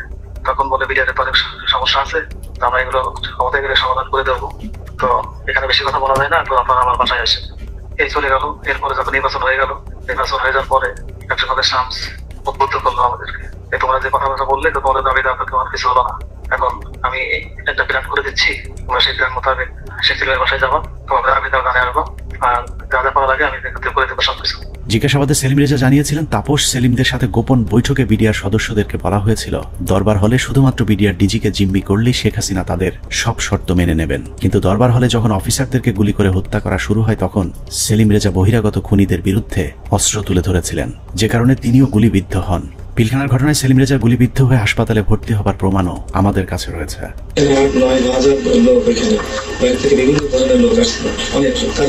সেলিম রেজা তারপরেও অপরাধী, কারণ তিনি বিডিআরের ডিজিকে জিম্মি করতে চেয়েছিলেন, কিন্তু ফাঁসি হবার মতো অপরাধ সেলিম রেজা করেননি। আওয়ামী লীগ নেতাদেরকে বাঁচাতেই সেলিম রেজার বিরুদ্ধে ফাঁসির রায় দিয়ে তাকে হত্যার পরিকল্পনা করা হয়েছিল। আমি এটা সৌজন্য অফিসারদের জিম্মি করার উদ্দেশ্যে গেছে, কিন্তু হত্যা করার উদ্দেশ্য ছিল না, কাউকে মারার উদ্দেশ্য ছিল না। তো সেই তখন ওই মুহূর্তে আমি তাদেরকে সেভ করতে পারি, বাঁচাতে পারি। এরপরে এসকারাগার থেকে যারা ছিল তারা লম্বা ছিল, প্রশাসন দেওয়ার আমার দেশের কোনো সহি বলে আমার মনে হচ্ছিল না। থেকে ডিজি সাহেব সহ আমাকে গুলি করে, ডিজি সাহেব সামনে পড়ে যায়, আর আমার হাতে প্রথম বুকে লাগে আমার গুলিটা বুলেট প্রুফ থাকায় গুলিটা রিকোয়েস্ট হয়ে মুখের সম্মুখ ভাঙতে উপরে চলে যায়। আর একটু হলে আমার তো গলায় লাগতো, 3টা গুলি আঘাত আমার গায়ে। পিলখানা হত্যাকাণ্ডের মূল পরিকল্পনাকারীদের আড়াল করতে বাংলাদেশ সেনাবাহিনী যা করেছে তা হিটলারের বর্বরতাকেও ছাড়িয়ে যায়। হিটলার যদিও অন্য দেশের অন্য ধর্মের মানুষকে হত্যা করতে চেয়েছিল, কিন্তু সেনাবাহিনী নিজেদের সহকর্মীদের উপরেও চালিয়েছে মধ্যযুগীয় বর্বরতা। পিলখানা হত্যাকাণ্ডের মূল পরিকল্পনাকারীদের পরিচয় যেই প্রকাশ করতে চেয়েছে তাকেই দুনিয়া থেকে সরিয়ে দেওয়া হয়েছে। এই ক্ষেত্রে বিডিআরের পাশাপাশি সেনাবাহিনীর কর্মকর্তাদেরকেও ন্যূনতম করুণা দেখায়নি সেনাবাহিনী। পিলখানা হত্যাকাণ্ডের অনেক গুরুত্বপূর্ণ ঘটনার সাক্ষী ছিলেন ক্যাপ্টেন শাহনাজ। তিনি প্রথম হত্যাকাণ্ডে ভারতীয় বাহিনীর উপস্থিতি আবিষ্কার করে গণমাধ্যমকে বক্তব্য দিয়েছিলেন। যে এসএমজিটি দেখা যাচ্ছে সেই এসএমজিটি সিলিংটা নরমাল সিলিং এর মতো না, এই সিলিং বাইনোকুলারটা আমরা আরবিতে ব্যবহার করি না, আমার জানার মতো বিডিআর ব্যবহার করে না। তার এই বক্তব্যের চড়া মূল্য দিতে হয়েছিল দেশপ্রেমিক সেনা কর্মকর্তা ক্যাপ্টেন শাহনাজ জাহানকে। প্রচন্ড পরিকল্পিত, অনেক আগে থেকে পরিকল্পনা করার বিষয়টা, ওই কথাগুলো তো আমি ওই দিনই বলেছি। তারপরে যেটা হলো যে আমি এরপরে চাকরি ছেড়ে দিই একদিন পরে, আর 27 তারিখে, তো আমি 28 তারিখে আমি প্রথমে করি, অ্যাপেন্ডিক্স দিয়ে সাবমিট করি যে আমি এখানে আর চাকরি করব না, কারণ হচ্ছে আমার মোরাল ডাউন হয়ে গেছে। এখানে বাংলাদেশের মতো একটা আর্মির ভিতরে, ঢাকার ভিতরে কিভাবে এই ঘটনা ঘটলো, কেউ কোনো প্রশ্নের উত্তর দিচ্ছে না আমি যেখানে। এবং আমাকে যখন থ্রেড দেওয়া হলো আমাদেরই প্রতিষ্ঠান থেকে, তখন আমি বুঝে গেলাম যে আসলে এখানে কি হয়েছে। উপরে যে আমি জিজ্ঞেস করছি, তারপরে আমাকে যখন পরবর্তীতে এমএস করলেন, নিজে কল করলেন, তখন আমি স্যারকে বললাম যে স্যার আমাকে স্যারকে বললাম না, তার আগে যে আমি বলেছিলাম যে জামিউল স্যার ছিলেন আমাদের ইঞ্জিনিয়ার্সের তখন এমএস ব্রাঞ্চে, তখন আমি স্যারকে প্রশ্ন করেছিলাম যে স্যার এই যে পোস্টিং গুলো হলো, আপনি তো নিজেই পোস্টিং গুলোর সাথে যুক্ত ছিলেন, আপনি কি আমাকে বলতে পারেন যে 57 জন অফিসারকে কেন আপনারা গত 3 মাসে একসাথে পোস্টেড করলেন? আপনারা কি জানতেন স্যার এখানে ওনাদেরকে মেরে ফেলা হবে? উনি আমার ওনার যে রিয়াকশনটা ছিল, ধরেন আমার কি হবে যে না তো এরকম কিছু না, আমরা হঠাৎ করে শুনলে কি হয়, হি ওয়াজ লাইক তুমি ফোনে এসব কি আলোচনা করতেছো, it's so secret thing, I have asked হিম।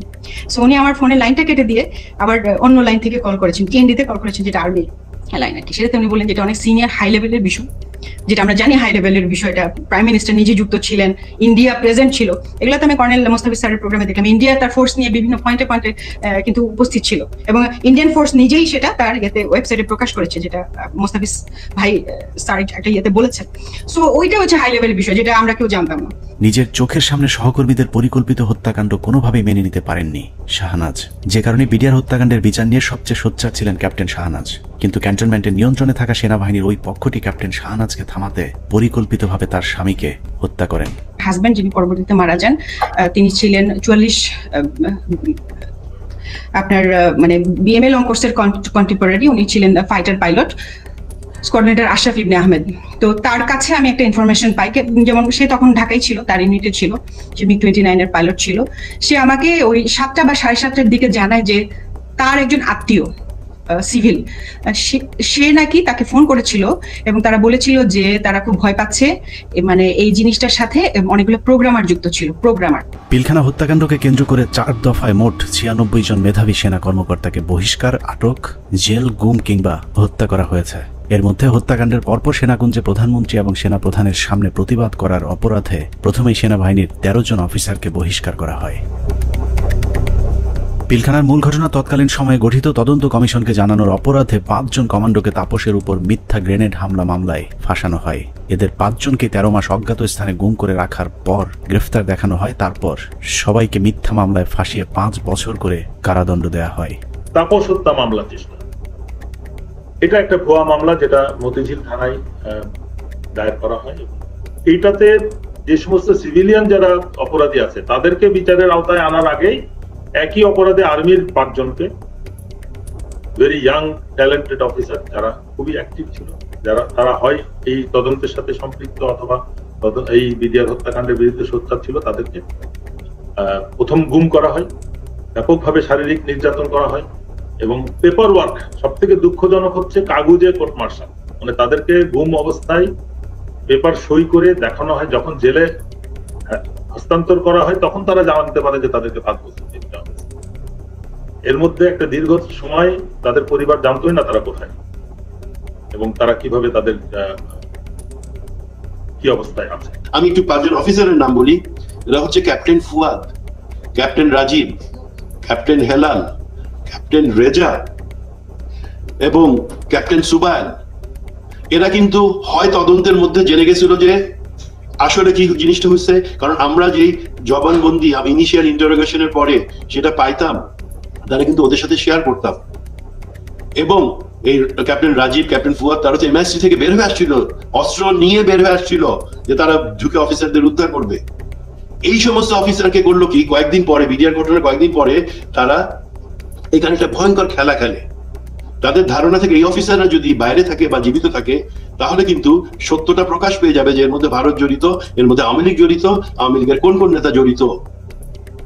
হঠাৎ করে ডিবির মনিরুল ইসলাম এবং র্যাবের তখন লেফটেন্যান্ট কর্নেল জিয়াউল হাসান, খুনি জিয়াউল হাসান, তারা প্রথম আলোর সাথে মিলে একটা চক্রান্ত করলো। চক্রান্তটা কিভাবে, এই যে 5 জন অফিসারের নাম বললাম তারা কিন্তু তখন বিভিন্ন দপ্তরে চাকরি করতেছে, তদন্তে সাহায্য করতেছে। তার বেশি সবাই কমান্ডো, সবাই বাংলাদেশ সেনাবাহিনীর সব থেকে প্রশিক্ষিত অফিসার, পেশাদার অফিসার। তারা কাজ করতেছে তাদের অফিসে।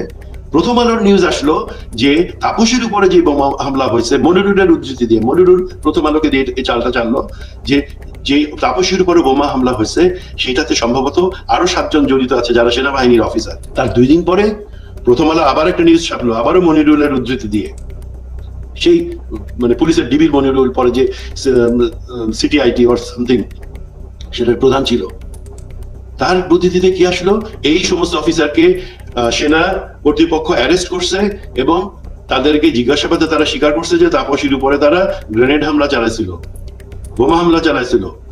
তখনও কিন্তু সে অফিসাররা পেপার দেখে, তারা অফিসে বসে পেপার দেখে দেখতেছে, প্রথম আলো লিখছে যে তাদেরকে নাকি অ্যারেস্ট করা হয়েছে কয়েকদিন আগে এবং তারা নাকি স্বীকারোক্তিমূলক জবানবন্দি দিছে যে তারা তাপসকে হত্যার চেষ্টা করছিল। তৃতীয় দফায় 2009 সালের সেপ্টেম্বর মাসে ব্রিগেডিয়ার জেনারেল আজমি সহ 7 জনকে বহিষ্কার করা হয়, যাদেরকে পরবর্তীতে লম্বা সময় গুম রেখে নির্যাতন করা হয়েছে।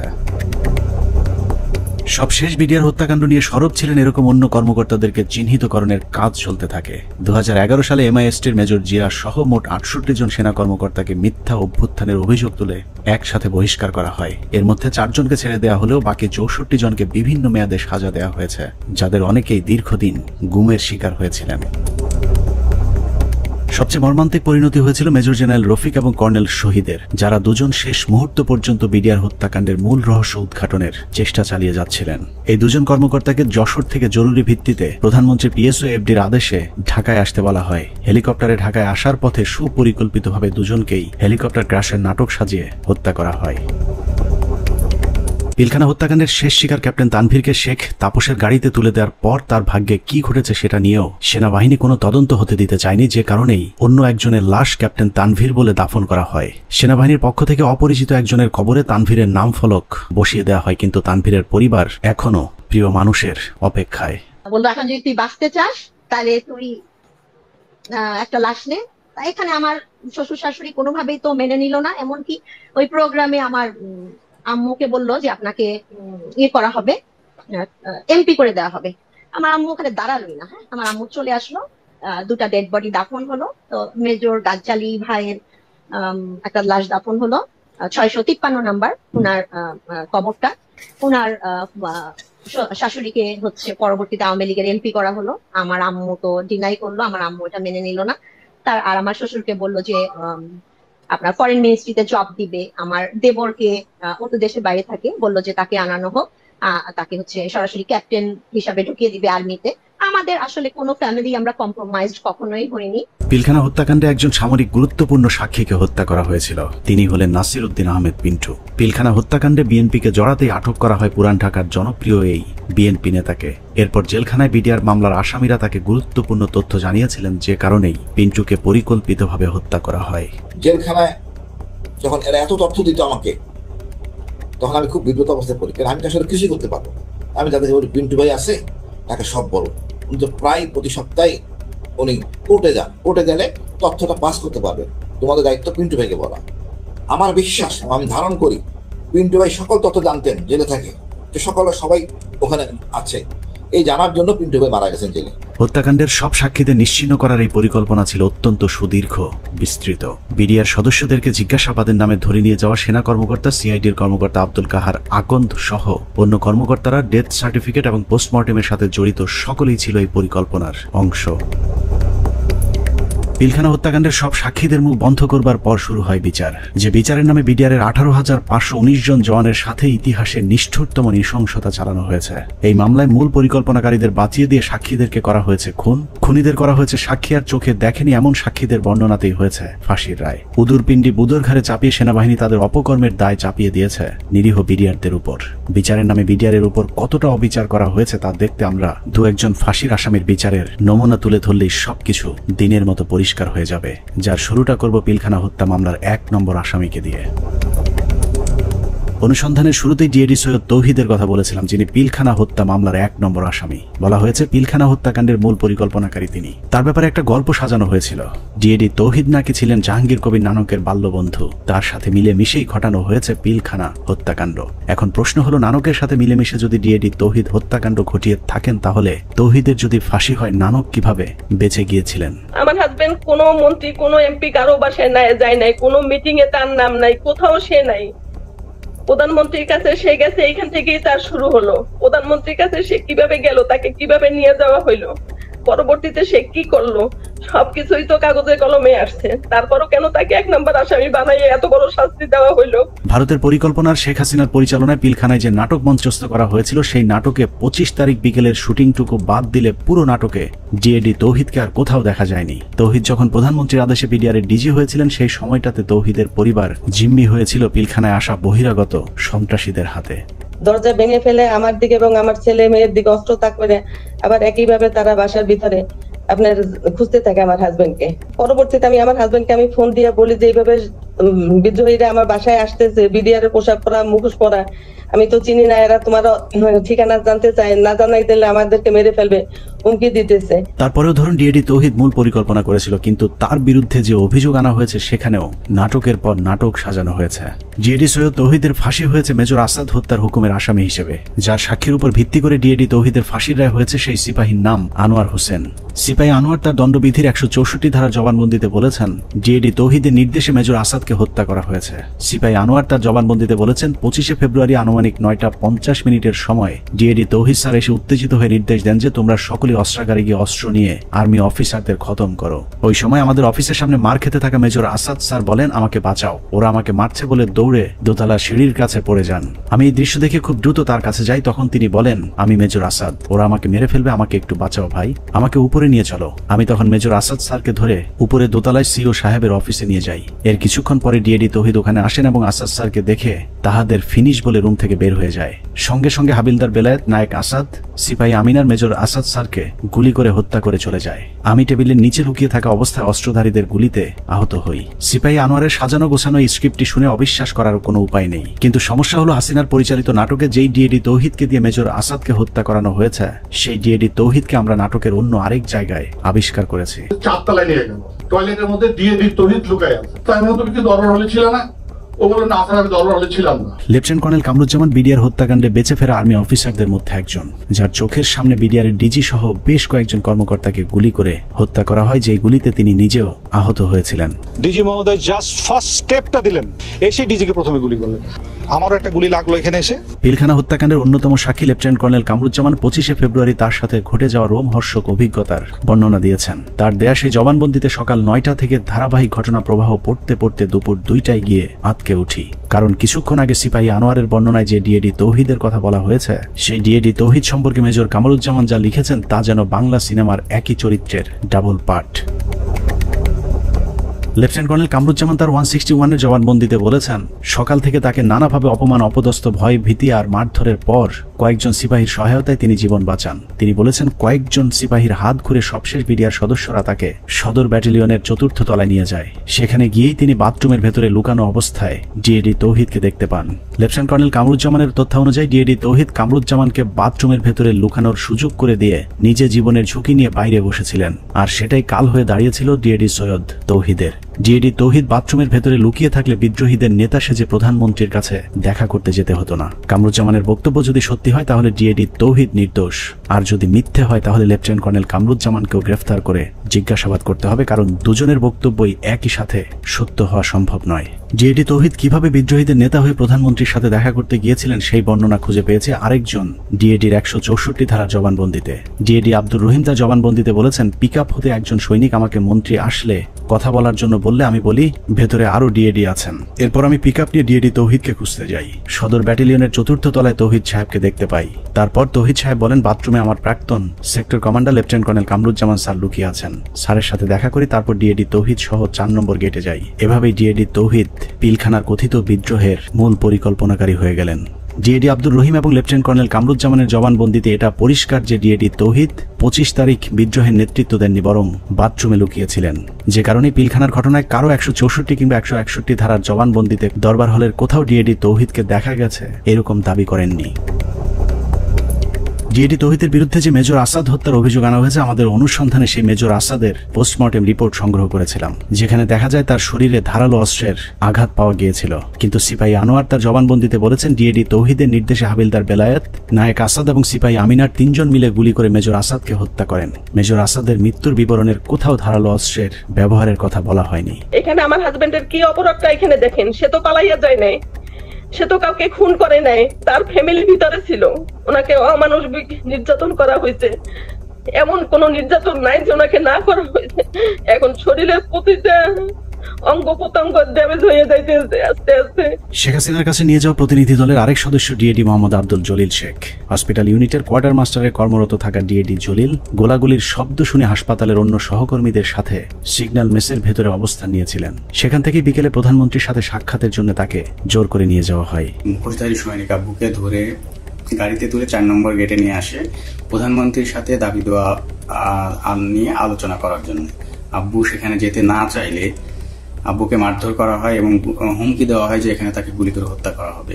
৩:৩০টার দিকে আব্বু আম্মুর ফোনে কল দেন, কল দিয়ে বলেন আব্বুকে যমুনায় নিয়ে যাওয়া হচ্ছে। আমার ছেলে মেয়েগুলোর দায়িত্ব তোমার কাছে দিয়ে গেলাম, আমার ছেলে মেয়েগুলোকে দেখে রেখো। ঘটনার পর থেকে ২ মাস গুম করে রাখার পর ডিএডি জলিলকে গ্রেফতার দেখানো হয়েছিল। এই ২ মাসে জলিলের হাত পায়ের ১০ আঙুলের সবগুলো নখ উপড়ে ফেলা অবস্থায় আদালতে তোলা হয়। সেই থেকে ২ পা সোজা করে আর হাঁটার সৌভাগ্য হয়নি ডিএডি আব্দুল জলিল শেখের। র‍্যাব 1-এ নিয়ে অমানসিক নির্যাতন করা হয়। আব্বুর হাত পায়ের নখ উঠাই ফেলা হয়, থেতলে আঙুলগুলো থেতলে ফেলা হয়, পায়ের নখে সুচ ঢুকানো হয়, কারেন্টের শর্ট দেওয়া হয় পেনিসে।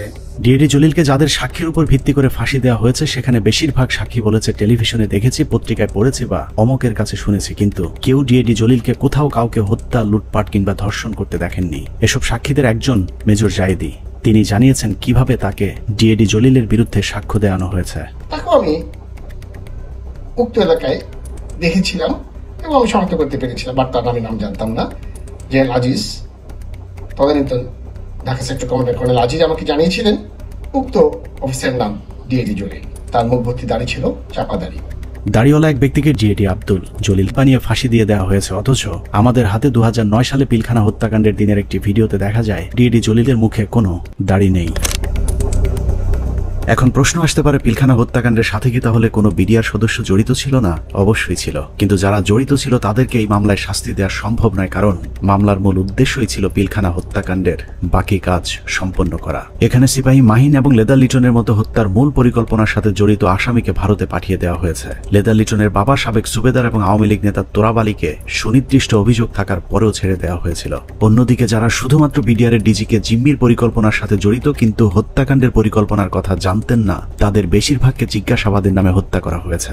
বাদবাকি যারা আছেন তাদেরকেও ফাঁসির রায় দিয়ে হত্যার পরিকল্পনা ছিল, যেন আওয়ামী লীগের কোন কোন নেতা এই হত্যাকাণ্ডের পরিকল্পনার সাথে জড়িত তাদের নাম কেউ জানতে না পারে। পিলখানা হত্যাকাণ্ড যে বিডিআরকে ধ্বংস করে দেওয়ার জন্যই করা হয়েছিল তার প্রমাণ হাস্যকর এই মামলায় 18,519 জন বিডিআর জওয়ানকে আসামি করা। এদের মধ্যে বেশিরভাগ বিডিআর জওয়ান নির্দোষ প্রমাণিত হলেও কাউকেই চাকরি ফেরত দেওয়া হয়নি। উল্টো যাদেরকে ছেড়ে দেওয়া হয়েছে সবার কাছ থেকে বড় অঙ্কের টাকা নিয়ে তারপর তাদেরকে মুক্তি দেওয়া হয়। অনেক অপরাধীকে টাকার বিনিময়ে সাক্ষী বানানো হয়েছে, আবার অনেক নিরীহ বিডিআর সদস্যকে কোনো কারণ ছাড়াই শাস্তি দেওয়া হয়েছে। 2009 সালের 25 ও 26 তারিখে বিডিআর পিলখানায় ঘটে যায় বিডিআর বিদ্রোহের নারকীয় হত্যাকাণ্ড। এই হত্যাকাণ্ডের সময় সে 9 দিনের ছুটিতে বাড়িতে অবস্থান করে। সে ছুটিতে থাকার কারণে তাকে সেই অভিযুক্তের বাইরে রাখা হয়। পরবর্তীতে সিআইডি দীর্ঘ 7 মাস পর 2009 সালে সেপ্টেম্বর মাসের 10 তারিখে তাকে কর্মরত অবস্থায় গ্রেপ্তার করে জেল হাজতে প্রেরণ করে। এই মামলার বিচার কার্য শুরু হয় বকশীবাজার আলিয়া মাদ্রাসা মাঠে। রায়ে তাকে যাবজ্জীবন কারাদণ্ড দেওয়া হলো। দীর্ঘ শুনানি শেষে 2017 সালে এই মামলার রায় প্রদান করা হয়। রায়ে আমার ছোট ভাই আতিকুর রহমানকে খালাস প্রদান করা হয়। তখন এই জামিনের বিরোধিতা করে রাষ্ট্রপক্ষ সুপ্রিম কোর্টে আপিল করে। এমতো অবস্থায় এখন পর্যন্ত আমরা কোনোভাবে আমার ছোট ভাইয়ের মুক্তির কোনো ব্যবস্থা করতে পারিনি। আমার ছোট ভাই যে ছুটিতে ছিল, যে সে নির্দোষ, এটি সবকিছুতে প্রমাণ হয়ে গেছে। তাকে মুক্তি দেওয়া আমি মনে করি যে এটা সরকারের দায়িত্ব। এভাবেই চলেছে পিলখানা হত্যাকাণ্ডের বিচারের নামে অবিচার। আতিক থেকে তৌহিদ পিলখানা হত্যাকাণ্ডের বিচারের নামে 18,000 পরিবারের সাথে গেল 16 বছর যা হয়েছে তাই পৃথিবীর ইতিহাসে আর কখনোই হয়েছে কিনা আমাদের জানা নেই। মামলা, তদন্ত, জিজ্ঞাসাবাদ থেকে শুরু করে জবানবন্দি, কোথাও ন্যায় বিচার পায়নি বিডিআরের পরিবারগুলো। ফ্যামিলি ধ্বংস হওয়ার মতো যা যা দরকার সবকিছুই ঘটছে ওনার ফ্যামিলিতে।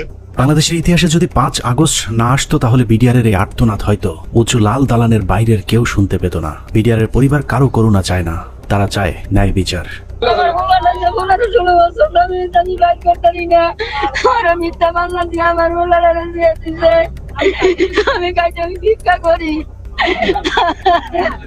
অনেক হয়েছে, আর না। পিলখানা হত্যাকাণ্ড নিয়ে নতুন করে কমিশন তৈরি হয়েছে। আমরা সেই কমিশনের কাছে সুষ্ঠু তদন্ত চাই। আমরা কমিশনের প্রতিদ্বন্দ্বী নই, বরং কমিশনের সুবিধার্থে আমরা পিলখানা হত্যাকাণ্ড নিয়ে গঠিত প্রথম তদন্তের সাথে জড়িত কয়েকজন কর্মকর্তার কিছু পর্যবেক্ষণ দিয়ে অনুসন্ধান শেষ করব। পিলখানা হত্যাকাণ্ডের পরের 2 সপ্তাহ সেনাবাহিনীর একটি অংশ সঠিকভাবে তদন্তের চেষ্টা করেছিল, কিন্তু সেই তদন্ত শেষ হবার আগেই তাদেরকে থামিয়ে দেওয়া হয়। আমি তদন্তকালে যেটা দেখলাম, কিছু বিষয় তদন্তে মনোযোগী হওয়ার কারণে কমিটির অন্যান্যরা আমাকে মোটামুটি একটা হোস্টাইল মেম্বার হিসেবে চিহ্নিত করে এবং অসহযোগিতা শুরু করে এবং আমার কার্যক্রমকে তারা ওপেনলি ডিসক্রেডিট করার চেষ্টা করে। এই পরিস্থিতিতে যখন তারা ব্যর্থ হয় তখন ব্রিগেডিয়ার রফিককে আমাদের তদন্ত কমিটির একজন সদস্য কোনো চাহিদা বা কোনো প্রয়োজন ছাড়াই আমার সিনিয়র তাকে সম্পৃক্ত করে, যেহেতু উনি সিনিয়র, উনি সম্পূর্ণ দায়িত্বটা নিয়ে নেন এবং পরবর্তীতে রিপোর্ট সাবমিট করেন। তদন্তকারী দল একটি বিষয় লক্ষ্য করেন যে পিলখানা হত্যাকাণ্ডে যাদেরকে হত্যা করা হয়েছে তাদের বেশিরভাগকে খুব সম্প্রতি বিডিআরে বদলি করা হয়েছিল। এই বদলির সাথে যারা সম্পৃক্ত ছিল তাদেরকে সন্দেহভাজন মনে করেন তদন্তকারী ওই সেনা কর্মকর্তারা। পিলখানা হত্যাকাণ্ডের বহুল আলোচিত নাম কর্নেল রেজা নূর, যিনি ঘটনার একদিন আগে একরকম জোর করে কর্নেল গুলজারকে র্যাব থেকে বিডিআরে পাঠান। পিলখানায় গন্ডগোলের খবর শুনে ঘটনাস্থলে যাওয়া প্রথম দলটি ছিল র্যাবের এডিজি রেজা নূর র্যাবের ওই দলটিকে পিলখানায় ঢুকতে বাধা দিয়েছিলেন। কর্নেল গুলজার ওই সময়টাতে র্যাবে পোস্টিং থাকলে পরিস্থিতি অন্যরকম হতে পারত।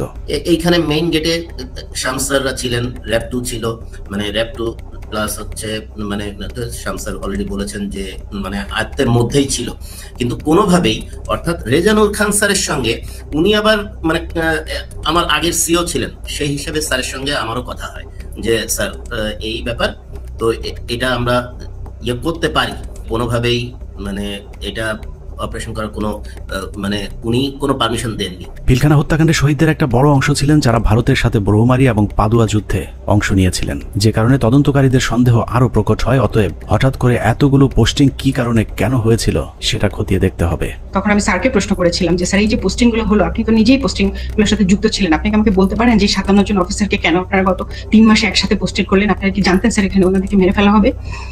উনি আমার মানে ওনার যে রিয়াকশনটা ছিল, ধরেন আমার কি হবে যে না তো এরকম কিছু না, আমি হঠাৎ করে শুনলে কি হয়, বিকজ লাইক তুমি ফোনে এসব কি আলোচনা করতেছো? It's so secret thing, I have asked হিম।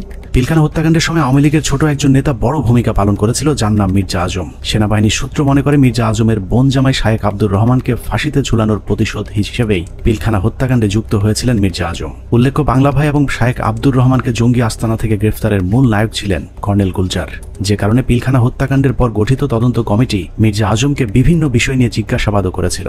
এই অফিসারগুলো সবাই অপারেশনাল ছিল, অপারেশনাল সাউন্ড ছিল তারা, তাদেরকে সেরকম আর্মি ইনস্টিটিউশনগুলোতে না দিয়ে কেন বিজিবিতে দেওয়া হলো?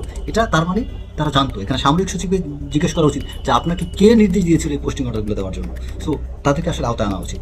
তাপস, মির্জা আজম, র্যাপিড ডিজি, এডিজি, দেন সামরিক সচিব, ডিজিএফআই ডিজি, শেখ হাসিনা, মইনু আহমেদ, এরা প্রত্যেকেই ডাইরেক্টলি সম্পৃক্ত, কোনো সন্দেহ নেই। পিলখানা 3 ও 4 নম্বর গেটে আওয়ামী লীগের যে মিছিলটি হয়েছিল, সেই মিছিলের নেতৃত্ব দেওয়া ব্যক্তিকে আটক করেছিল মেজর মনির, কিন্তু গুরুত্বপূর্ণ সেই আসামিকে কর্নেল সালেহ বাঁচিয়ে দেন। উল্টো ওই ব্যক্তিকে আটকের অপরাধে মেজর মনিরকে শাস্তি দেওয়া হয়। অতএব কর্নেল সালেহকে আটক করলেই জানা যাবে কেন তিনি সেই আসামিকে ছাড়িয়ে নিয়েছিলেন।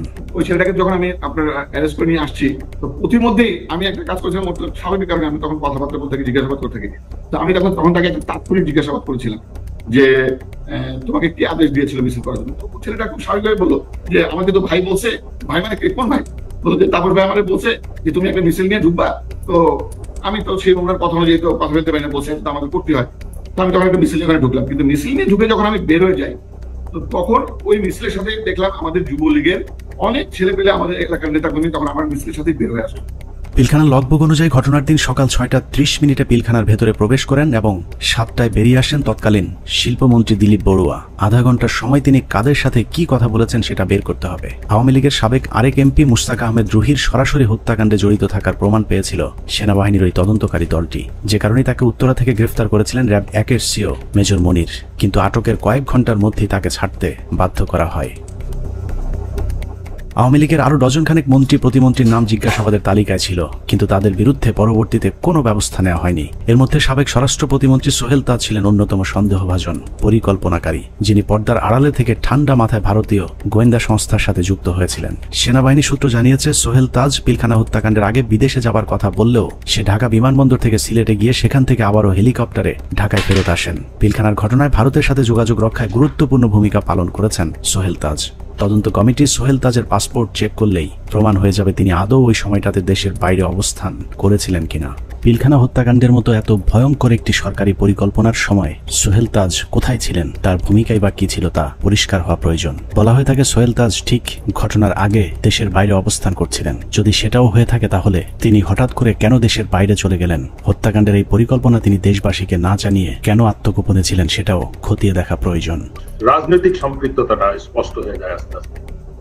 এর মধ্যে সব থেকে বেশি ইনভলভ ছিলেন ব্যারিস্টার তাপস, হাজারীবাগ এলাকার এমপি নির্বাচিত হন যিনি। এছাড়া আর যারা ছিলেন, নানক আজম, অ্যাডভোকেট কামরুল, শেখ ছিলেন, সোহেল তাজ, ওয়ারেসাত বেলাল, রুহি, দেন মাহবুবা রাগিনী, শেগুপ্তা ইয়াসমিন এমিলি এবং সুবেদার তোরাবালি অবসরপ্রাপ্ত বিজিআরের সদস্য। ভারতীয় পরিকল্পনার বাস্তবায়নের বাংলাদেশ প্রান্তে নেতৃত্ব দিয়েছেন স্বয়ং শেখ হাসিনা নিজে। সকাল থেকে শেখ হাসিনা 3 বাহিনীর প্রধানকে নিয়ে যমুনায় অবস্থান করেছেন। ভারতীয় পরিকল্পনা বাস্তবায়নে শেখ হাসিনা সার্বক্ষণিক ভারতের সাথে যোগাযোগ রক্ষা করেছেন এবং যে কোনো পরিস্থিতিতে শেখ হাসিনাকে বাঁচানোর জন্য ভারতীয় এয়ারফোর্স প্রস্তুত ছিল বলে প্রমাণ পেয়েছিল সেনা কর্মকর্তারা। 6 প্যারাশুট রেজিমেন্ট, এটা হচ্ছে কি, এটার লোকেশন হচ্ছে কি আপনার কলকাতায় কালীকুমুন্দ এয়ারপোর্ট, এয়ার স্ট্রিপে। ওরা স্পিয়ার হেডের নিরাপত্তা থাকে। ওইখানে একটা কোম্পানি ছিল, ওই কোম্পানি কমান্ডার ছিলেন মেজর কামালদীপ সিং। তাদের একটা রেজিমেন্ট, প্যারাশুট রেজিমেন্ট, 5টার সময় যখন তারা রেডি হয় একটা কোম্পানি, 8টার মধ্যে তাদের একটা ফুল রেজিমেন্ট রেডি হয়। যে রেজিমেন্ট পরবর্তী আমরা জানতে পারি যে ওই রেজিমেন্টের এইম ছিল ঢাকা এয়ারপোর্ট, তেজগাঁ এয়ারপোর্ট এবং গণভবনে অপারেশন করা এবং নিরাপদভাবে তখনকার স্বৈরাচারী প্রাইম মিনিস্টারকে এক্সট্রিকেট করার জন্য। সবশেষ পিলখানা হত্যাকাণ্ডের পরিকল্পনা বাস্তবায়ন এবং হত্যাকাণ্ডের ধামাচাপা দেওয়ার দায়িত্বে যারা ছিল তাদের সবাইকে গ্রেফতার করে বিচারের আওতায় আনতে হবে। সেনা প্রধান হিসেবে জেনারেল মঈনকে এর দায় অবশ্যই নিতে হবে, যিনি শেখ হাসিনার পাশে বসে পিলখানায় সেনা হত্যার ঘটনা পর্যবেক্ষণ করেছিলেন। পিলখানা হত্যাকাণ্ডে সরাসরি সম্পৃক্ত লেফটেন্যান্ট জেনারেল সিনা ইবনে জামালি, যিনি পিলখানার বিভিন্ন গেটে অবস্থান নেওয়া র্যাব ও সেনাবাহিনীর সদস্যদেরকে ভেতরে অভিযান চালাতে বাধা দিয়েছিলেন। তৎকালীন ডিজিএফআই এবং এনএসআই প্রধান দুজনে এই এই পরিকল্পনার অংশ।